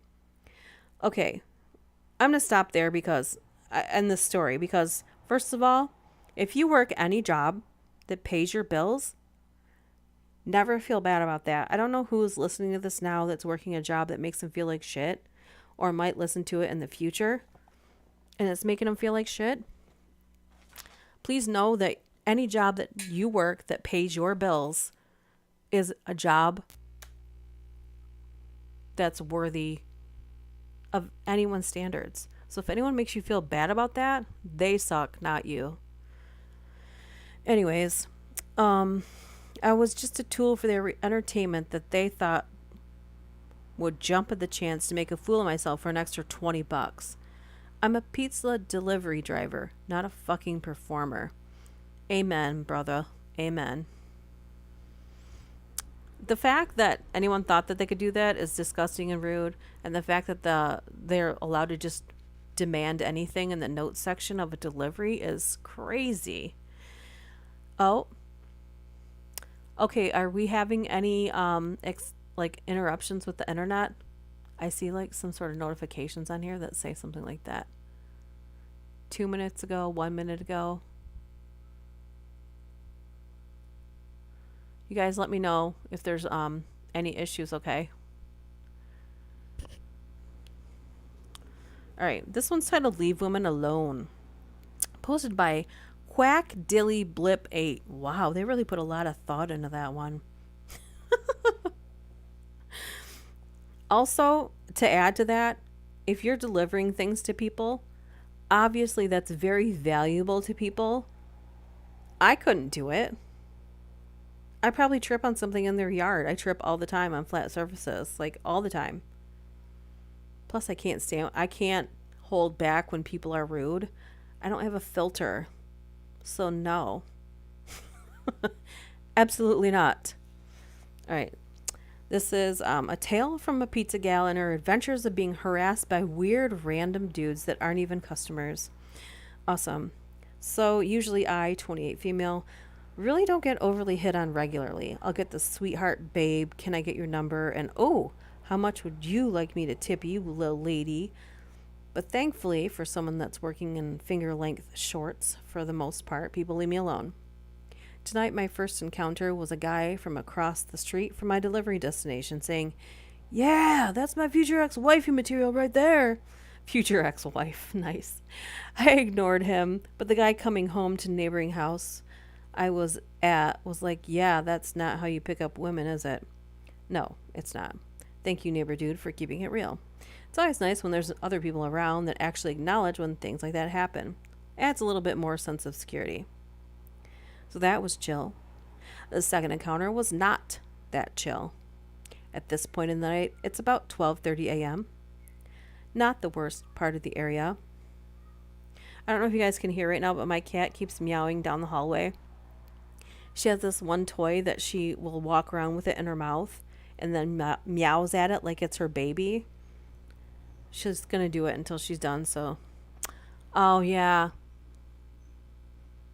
Okay. If it keeps going, then we'll cut it short. So I'll just keep watching for you guys. Short buffering episodes. So the traffic in the road is picking up, which means people are coming home, which means the internet's going to get weird. So we'll finish up these stories and then we'll cut it short. So maybe from now on I'll have to start at like 11 or noonish so they can be longer. Or I'll have to do random like super early morning ones or super late night, which is a few hours time difference there. All right. Let's see here. So we're at it's 12:30 a.m. Not the worst part of the area. Not as many meth heads as other parts of the city I deliver in, and it's close to a main road, so that was a major reason why I was able to keep my cool. I pull up to the house, get out, and literally as soon as I knock on the door, this fucking guy rolls up on a bicycle on the sidewalk behind me and starts his shit. I mostly tuned out what he was saying, but I remember him being like, "Yeah, mama, that's what I'm talking about. You looking good tonight. You need me to come and knock on the door for you?" And I said, "Ha ha ha, thanks. And no, thank you, sir. I've got this." Like, why the fuck did I say that? Thanks. That was the dumbass shit. Why be nice to this random degenerate rolling up on me shirtless while I'm trying to do my job? Now he's going to think I want to continue this encounter, and that's exactly what happened. And to top it off, the customer still hasn't answered the door, so I call him. While I'm calling, this guy is still talking to me from his bike. No idea what he was saying. Thankfully, the customer answered and said he was on his way out. Another minute or so goes by, and a bunch of cops started speeding down the main road. Bike dude shuts up for a minute, just standing with his bike, staring at me. Customer is still not coming to the door. I'm getting heated at this point because my taser is in the car, and if this bike dude, who is decently bigger than I am, charges at me, I'm not getting to it in time. The cops are done passing after a minute, and it's silent. This dude goes, "Yeah, I really dig your tattoos." You're like 20 feet away, and it's dark out, dude. You can't see my fucking tattoos. Then he finally goes, "Yeah, I thought about asking you for your number earlier." For a split second, I thought, does he mean like at the beginning of this hostage encounter I found myself in? Or has this dude been watching me deliver around the area? And before I turn to him and say, all right, man, I'm going to have to ask you to fuck off, to which he raises his hands and laughs, all right, peace and love, and rides off. Of fucking course, as soon as he does, the customer finally opens the door, completely oblivious to the entire encounter. I practically run back to my car and get the fuck out of there, and I can see dude hauling ass on his bike a couple streets down. I don't know why I'm still sort of hung up on how he said he wanted to ask for my number earlier, because I have a solid 4 more nights of work now thinking some shirtless psycho is stalking me on his bike. But I'm sure it's really nothing. I'm still going to keep my taser in my pocket from now on, though, for good measure. Jeez. Are we buffering still, or are we good? There's only 3 viewers. Are we good? I only see those 3 notifications, so hopefully there's no more. Okay. This says call 911 for pizza by Why Bother? Give me cheese pizza and I won't pay for it. Or how I got the cops called on me. I'm a shift leader and occasional delivery driver for Peppino's Hut. Peppino's Hut in my area? Does he mean Pizza Hut? I don't know. Anyway, I was working one night inside when I noticed one of my drivers taking a call. I occasionally like to listen to my drivers take orders to make sure they're offering the correct deals and make sure that everything is made as ordered. My driver takes the call and the person orders a single large veggie lover. I make the order, send it out with another driver. He comes back to the store saying that the lady was upset that we forgot her cheese pizza. I listened to the order being placed. A cheese pizza was not ordered. Lo and behold, a few minutes later, we get a call. Thanks for choosing Peppino's Hut. My name is whatever. How can I help you? The customer says, yes, I placed an order about 30 minutes ago and I did not receive my cheese pizza. Sorry to hear that. Can I get your phone number? I'm sorry, ma'am, but you didn't order a cheese pizza. I was listening to my driver take your order and one was not ordered. Can I speak to your manager? I am the manager, ma'am. Well, I'm going to come up there and see what kind of manager you really are. I think nothing of it and continue breaking down the store as it's currently 10 p.m. on a Saturday and we close at 1. So any tasks that I can do at the moment to help us get out on time is greatly appreciated by me and my closing drivers. I just finished breaking down our make line for the evening when I hear the door chime alerting that someone has just walked in. Hi, welcome to Peppino's Hut. I'll be right with you. How can I help you? Hi, I talked with whatever on the phone. Are you whatever? Yes, ma'am. I want my cheese pizza and I refuse to pay for it as I already should have received it. Well, ma'am, it doesn't look like you'll be getting a cheese pizza tonight. Well, can I get a refund? Side note, as a shift lead at my store, I have not been properly trained to give out refunds, and all refunds must be done through my store manager or above. Well, ma'am, I'm sorry, but I cannot give you a refund. However, if you'd like to come in tomorrow morning at 10:30, my boss should be here and able to help you with that. I try to say. She listened up to the point where I said I can't give her a refund and then angrily told me she was going to call the cops on me. Okay. After 10 minutes later, a couple of uniforms were in my store asking me if there was any way we could give her a free pizza, completely understanding that as a business we didn't typically hand out free pizzas to anyone who asked. I understood that the easiest way for this to be over was to give the lady her pizza, but when someone wastes my time to get petty and told the officer no, she understood and asked if I wanted the lady to leave the premises. I didn't give a shit, but my boss said yes, so I said yes. She left, and as far as I'm aware, she has yet to call to get a refund. About 2 hours later, the same cops were arresting someone else in front of our store, causing us to be stuck inside the store as they were in front of our vehicles, so we couldn't leave. Oh, my Lord.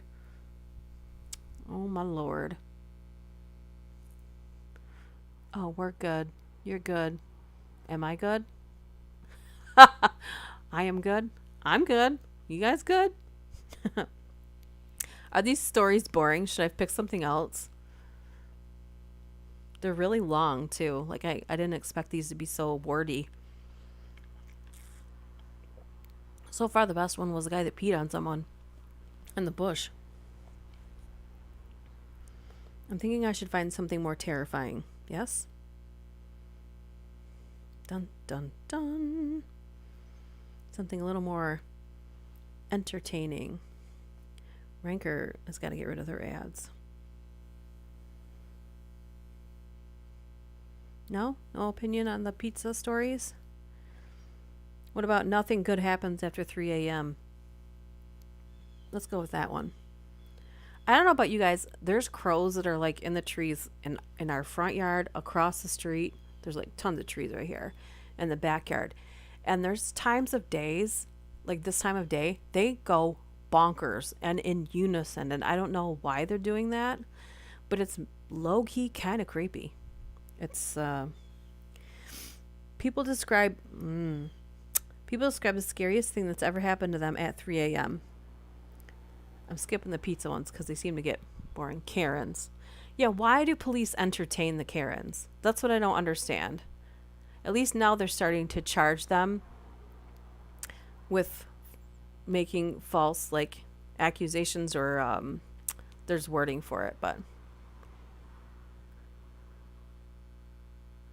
Hey, are there the 2-sentence horror short? Huh? We should all write Dutch's story involving peeing. No.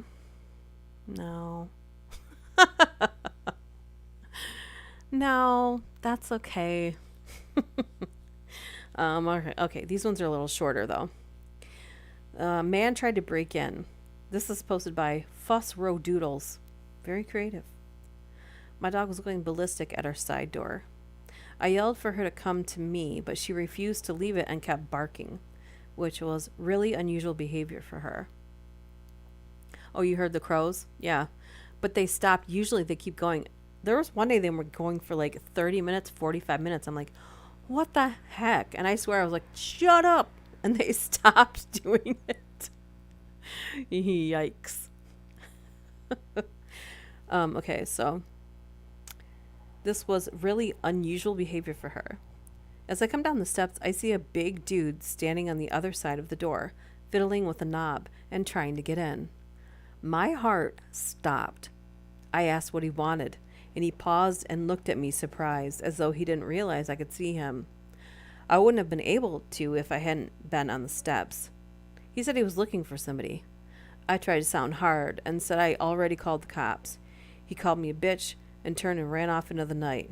What scared me the most is that he knew I was awake. He knew the dog was in there, and he still tried to come in. That only tells me that he had a plan for dealing with us, or was crazy enough not to care. Okay, so this goes for anybody that's trying to, like, intimidate you. And granted, maybe I'm not going to give you guys advice, because if you get hurt, it's going to be on me. Like this one. Here is a horror/funny one.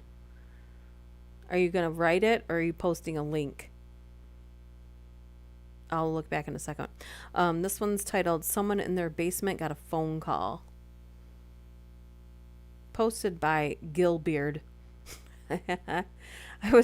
These names always crack me up. I was starting to fall asleep on my couch sometime after 2:30 a.m. when I heard a cell phone go off in my basement. It was one of those old Nokia ringtones. I live alone. I miss those old Nokia phones, actually. I froze in place on couch and didn't really know what to do. I wondered if I just imagined it since I was in that half awake, half asleep state, but I'm sure I heard it. The next day I went down there with a flashlight and my handgun to scope it out. The only reason I ever have to go into my basement is to relight the furnace. There's a door down there that leads outside to the street, and I live right next to a highway. The only thing I can think of is that someone snuck in through the door and left. That's the end of their story? Come on. That's so stupid. Oh, let's see. I woke up in the middle of the night to go to the bathroom. I sat down, and the seat was warm. I live alone. Ghost butt warmer. Let's see. This one's titled, They Both Experienced the Same Hallucination, posted by Cloudy Noir. Very inventive. So chic. I fell asleep next to a guy. I woke up after an intense episode of sleep paralysis with a weird dream slash hallucination of this demon girl crawling across me. The guy next to me looked so peaceful, so I didn't wake him. The next morning, he described the exact same dream, along with the sleep paralysis. I never told him the dream I had. Too fucking weird. That's crazy. Ooh, dun dun dun. There was an old woman in the doorway. Posted by Jar Jar B. When I was about 5 or 6, I woke up and saw an old woman standing in the doorway of my bedroom. She didn't say anything, just looked at me silently and stood there, but I was filled with the most horrible sense of dread I've ever felt in my life. I was absolutely terrified of this woman. I hid under my covers and would peek out every few minutes to see if she was still there. After what felt like hours, but was probably only 15 minutes, she was gone when I looked. I ran into my parents' room crying, and my dad searched my entire room and the rest of the house but didn't find anyone. I slept with them for the rest of the night. I never did find a good explanation for what I saw, but a lot of other weird things happened in that house before we moved a few years later. Scariest thing I've ever seen to this day. Ew. Yeah.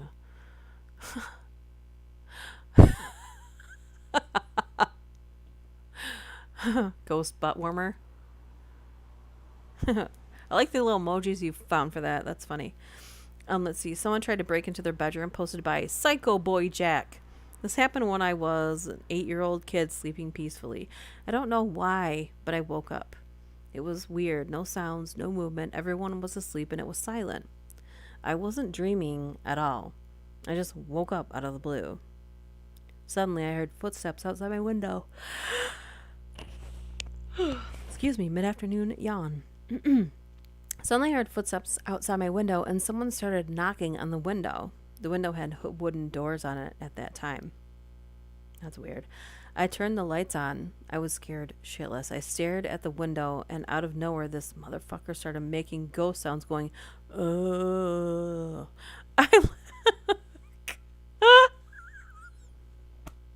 Can you imagine someone trying to break in your house and you can see them and they think that they can trick you by pretending that it's a ghost? Like, I'm just picturing seeing this on a Ring camera and someone going, ooh. Don't go downstairs. Anyways, all right, so I let out the biggest dad ever, and my father just jumped out of bed, and I heard someone running. My dad went outside with a baseball bat, and no one was there. My neighborhood had some abandoned houses that junkies would usually stay in.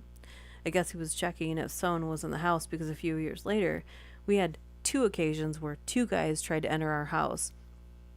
One was scared by a random street cleaner, bless him, and the other one got his ass kicked by my mother. Oh, that sounds like a great story. Ugh. Oh, man. Oh, my gosh. I saw somebody post on TikTok today of Ring camera interaction of this guy who was, like, he acted like he was looking around to see if anyone was in the driveway. And then the lady goes, "Can I help you?" And he goes, I'm at the FBI. She's like, "Oh, yeah?" And he's like, "Yeah, I'm with the CIA, and I think there's FBI people being held against their will in a house in the area." He's like, "I was thinking it was this house." She's like, "No, there's no FBI in here." Way to be conspicuous, dude. Like, wow. That's funny. Oh my goodness. The Culver ads on this website are ridiculous. Let's see here. This title is weird because this is how it's worded. They woke up to people burglaring their house. So people were in the middle of stealing crap in their house. Posted by Redditor Boney T. I woke up to the sounds of 2 people burglaring my house. I jumped out of bed, grabbed my bat, and went to investigate. Not the investigate, anyway. As soon as they heard me, they legged it. I then phoned the police, and as soon as I got off the phone, I went into shock. Sitting on my bedroom floor in my boxers, clutching a bat in case they came back. They never did, but that was 3 years ago now, and still to this day, if I hear even the slightest sound at night, I'm fully alert and waiting for it to happen again. The paranoia has stayed with me since that evening. I've had my home broken into, but I wasn't home. And I had a chair at the front door and the back door with the lights on. It never felt like home again. I mean, they went through everything. The doors were open. Every cupboard and drawer had been opened and went through. That's a bad feeling, man. It does not go away. I think we moved a couple months after that. It was a long time ago. Inebriated people tried to break into their house. From Redditor Freddie Delfiglio. I'm not going to pronounce it. I'm butchering that last name, so anyway. I fell asleep and woke up to the door being bashed in and a doorbell being smashed. In my sleepiness, I thought it was my sister forgetting her key after taking the dog out. I didn't realize it was like 2 or 3 a.m. I got up when I thought nobody was getting up to let her in. I went down and opened the door. This barely dressed girl fell in on top of me. I grabbed her and shoved her out the door, out of the porch and into the arms of a guy standing in our front garden. I blinked and looked at them and the taxi still waiting outside. Uh-oh, my dog's going to start barking in a second. The neighbor lady's outside. Sorry, hang on a second. She's seen our neighbors thousands of times and still barks at them. I don't know why. Just a second. If I start reading, she's just going to start barking again. She's barking because her son is home off the bus and he's just walking across our front yard. But if we're outside and my dog's on the leash, she doesn't bark at anyone. She doesn't bark at them or anyone. So just give me a second here because she's just going to start barking again in a second. I don't know why she does this to this poor kid. Every time she sees him, she barks at him. I'm so sorry. Just one moment while my dog gets this out of her system. Please hold. Do do do do do do do do do do do do do do do. Anyone just tuning in now, my dog's trying to bark at the neighbors, so bear with me for a second. And I think it's over now. Her tufts are still up, so I'm waiting for her to randomly... Okay. T. You good? Okay. Moving on. Anyways. Let's see here. I blinked and looked at them. The taxi was still waiting outside. This girl was completely intoxicated. The guy was so confused, I told him, "Wrong house." And he proceeded to drag the girl over the low garden wall. We had a small gate that didn't seem to use it and got into the taxi and left. To this day, my dad always brings it up. He thinks they were scoping out the place to rob us, and that was their cover to get someone to open the door. Yeah. Alright, this one's called They Woke Up to a Blinding Light. If you're just joining me, this is a series of stories called Nothing Good Happens After 3 a.m. From Redditor Nags Head Local. At the time, I had a bedroom on the top floor of the house with a skylight right above my head. With a skylight right above my bed. I loved that skylight. You could see the stars and the moon and the occasional meteor. Anyway, one night around 3 a.m., I was awoken by the most hellish noise, and I could see through the window that the trees outside were dancing in the wind. Suddenly, a blinding light came through the skylight, and the whole room was filled with a bluish light. I had no idea what was happening. Was this the end of the world? Was Jesus coming to get me? And then I realized the hellish noise was a helicopter, and the light was one of those searchlights they use. I know those are common in cities, but I live in a rural area. The light clicked off. The helicopter flew away.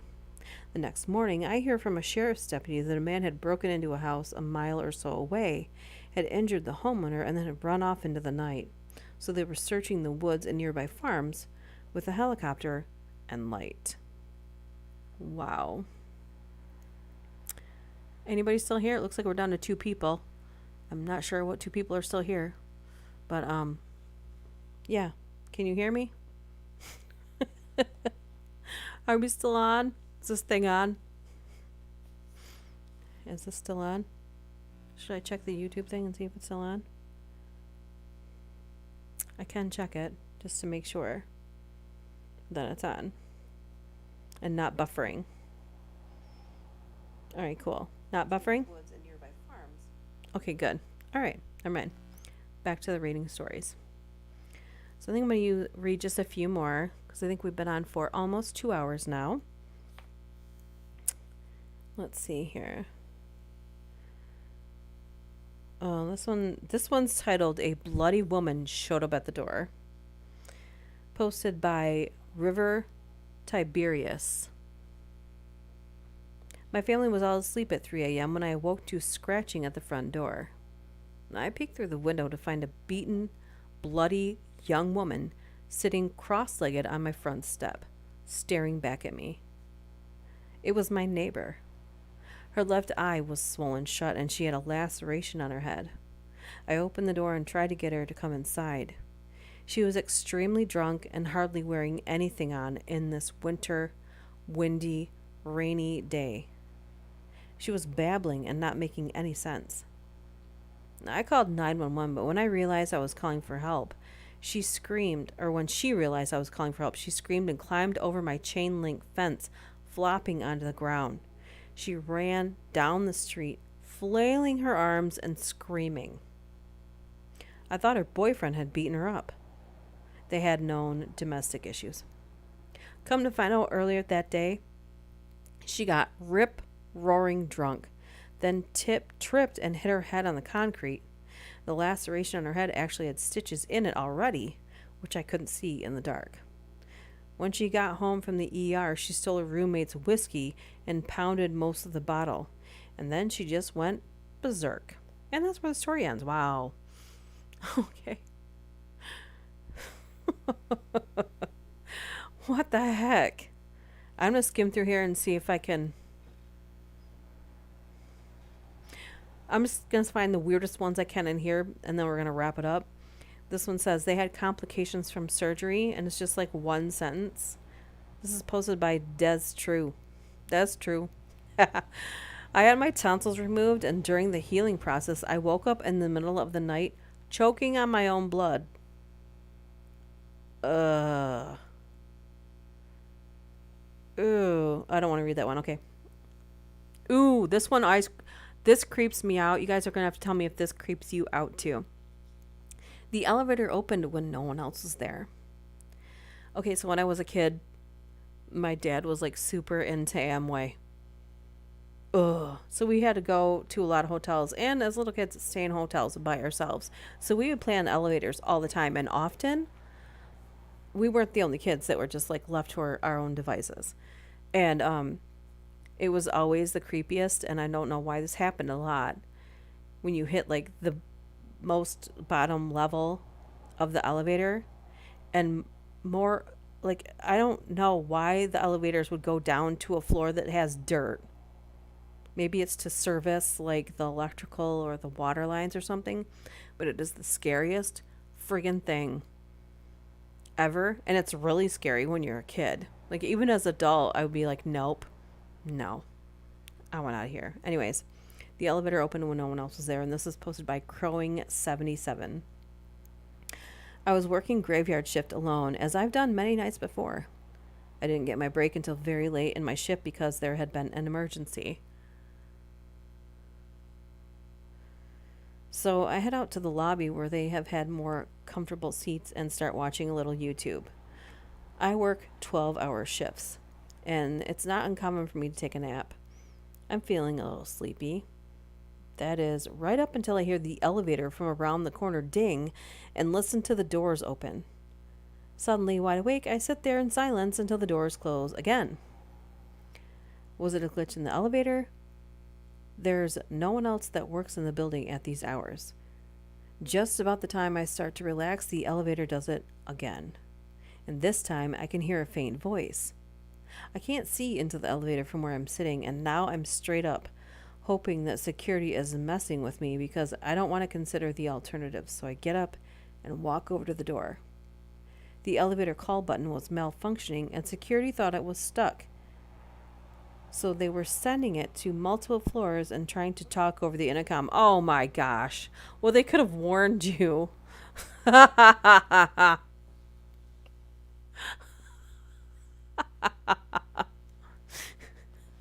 Floor number 1. Ooh. Oh my gosh. Okay, there was a voice in the hallway. Posted from Redditor. Captain Walrus. Yeah, awesome.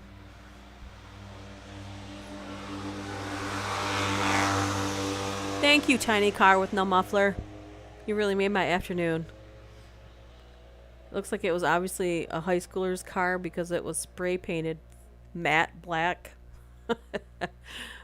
Oh, man. So when I was about 10 years old, my brother and I were home alone one night while my parents went out for a few hours. We're both sitting in the living room relaxing when all of a sudden, we hear a barely audible voice from down the hall. We both just looked at each other and froze, making sure we both heard it, but we were too scared to check it out. A couple of minutes of silence went by. Then suddenly we heard it again. Only this time, we heard it more clearly because we were paying more attention. It was a voice, but there was something weird about the way it sounded, and we couldn't understand it. Almost like it was speaking some kind of gibberish.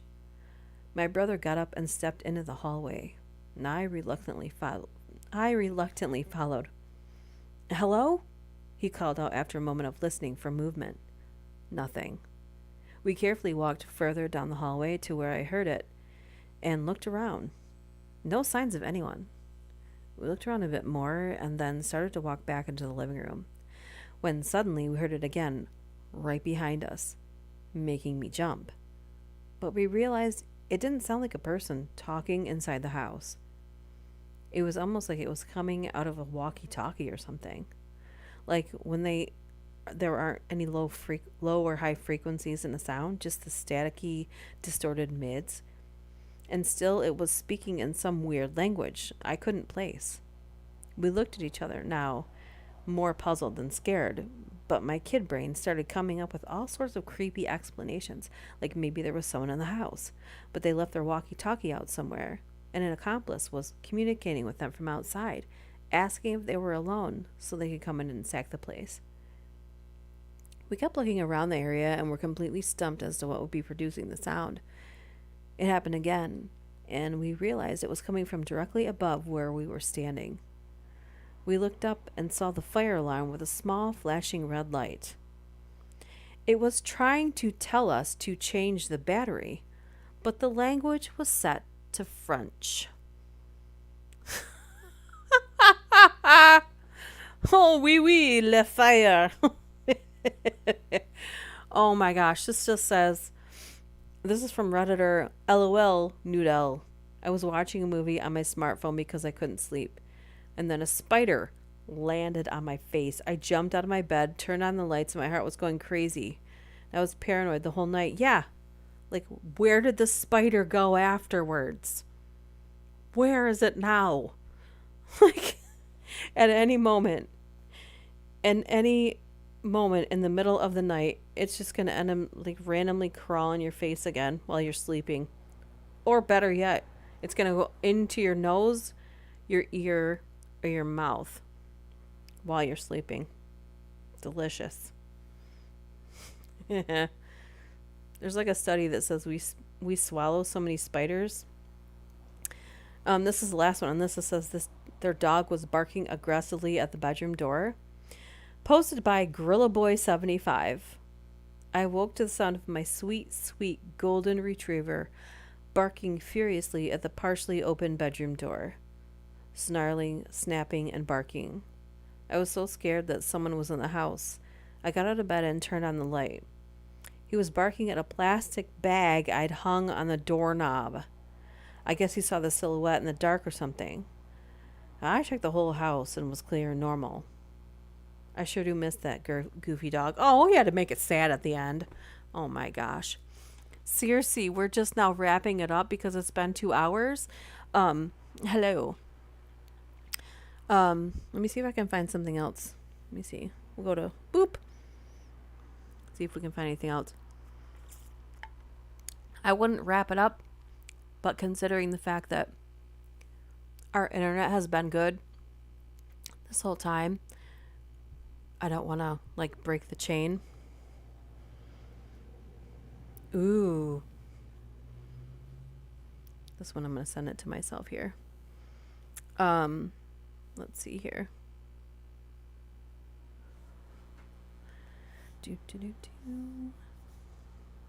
Trying to see if I can find anything else really quickly before we just like sign off. Ooh, hotel ones. Hit by guardian angels? Nah. This one says, you call that traumatizing? Let's look at these ones real quick. We're just going to skim over a few on here and see if there's anything decent on here.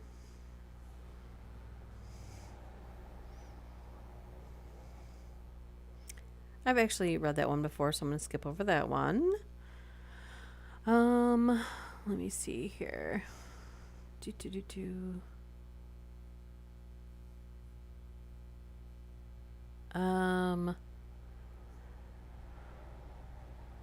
Things heard while home alone. Let me see if there's anything on here that we can. Culver's ads keep popping up on my iPad because I'm on Ranker and they have like the most ads I've ever seen. Let's see. Nope, read that one too. I was just trying to find something else to read to you guys real quick before we sign off. Let's see. Did you order a pizza? Just a routine house call. Can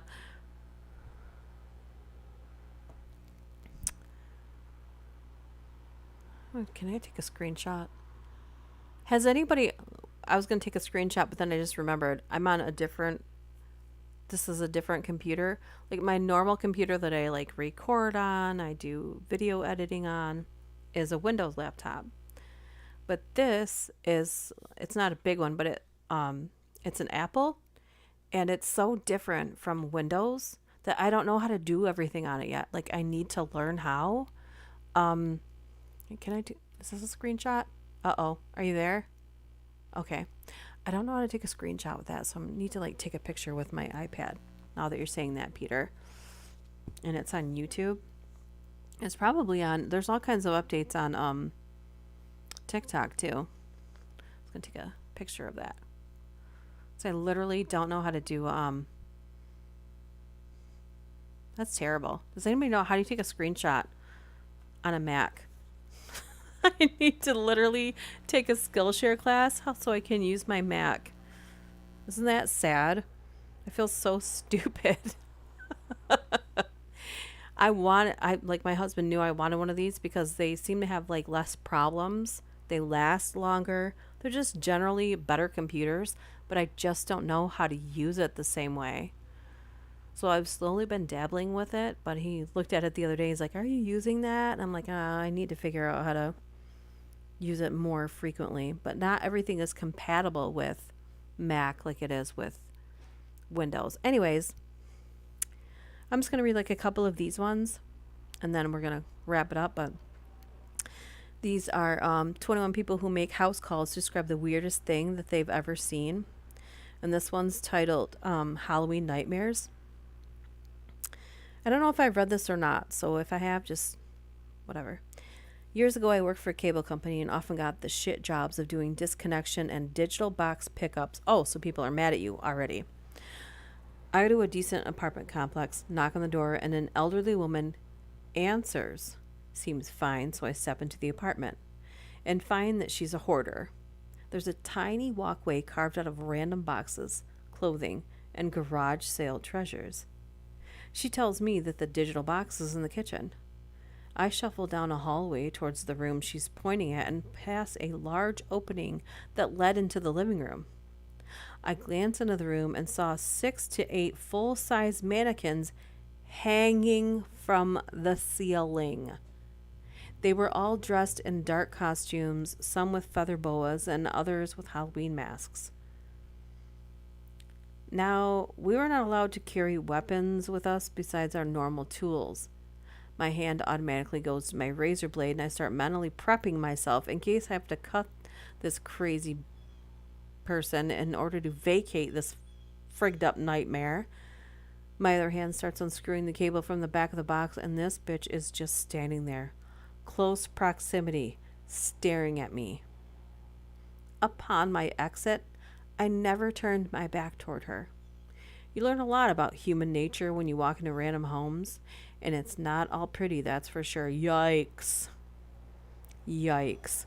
Would you say press and hold these 3: key, shift, command, and 3? Oh, shift, command, and 3. Maybe hold it long.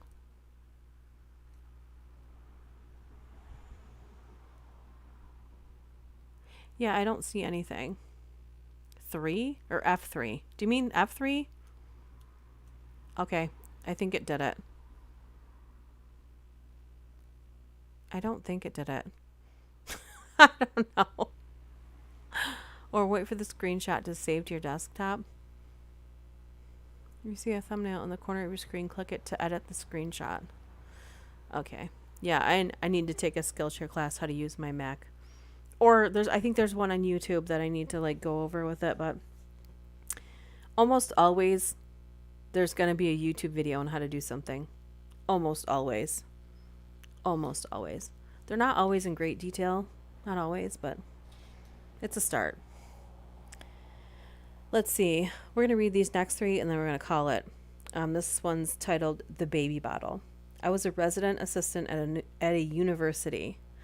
The dorm across campus had some sort of transformer accident with PCBs being released in it and required a full evacuation, with the building having to be abandoned and cordoned so no one could go in it. This meant all belongings we left behind. The cleaning crew involved some campus maintenance, and I had a part-time job there. During cleanup of a female residence director's apartment, we found a Jack Sparrow-like treasure chest full of dildos, strap-ons, lubricants, fake torsos, amyl nitrates, etc. I don't know what that word was. Looking at the box of Panacea, I thought it was a bit excessive.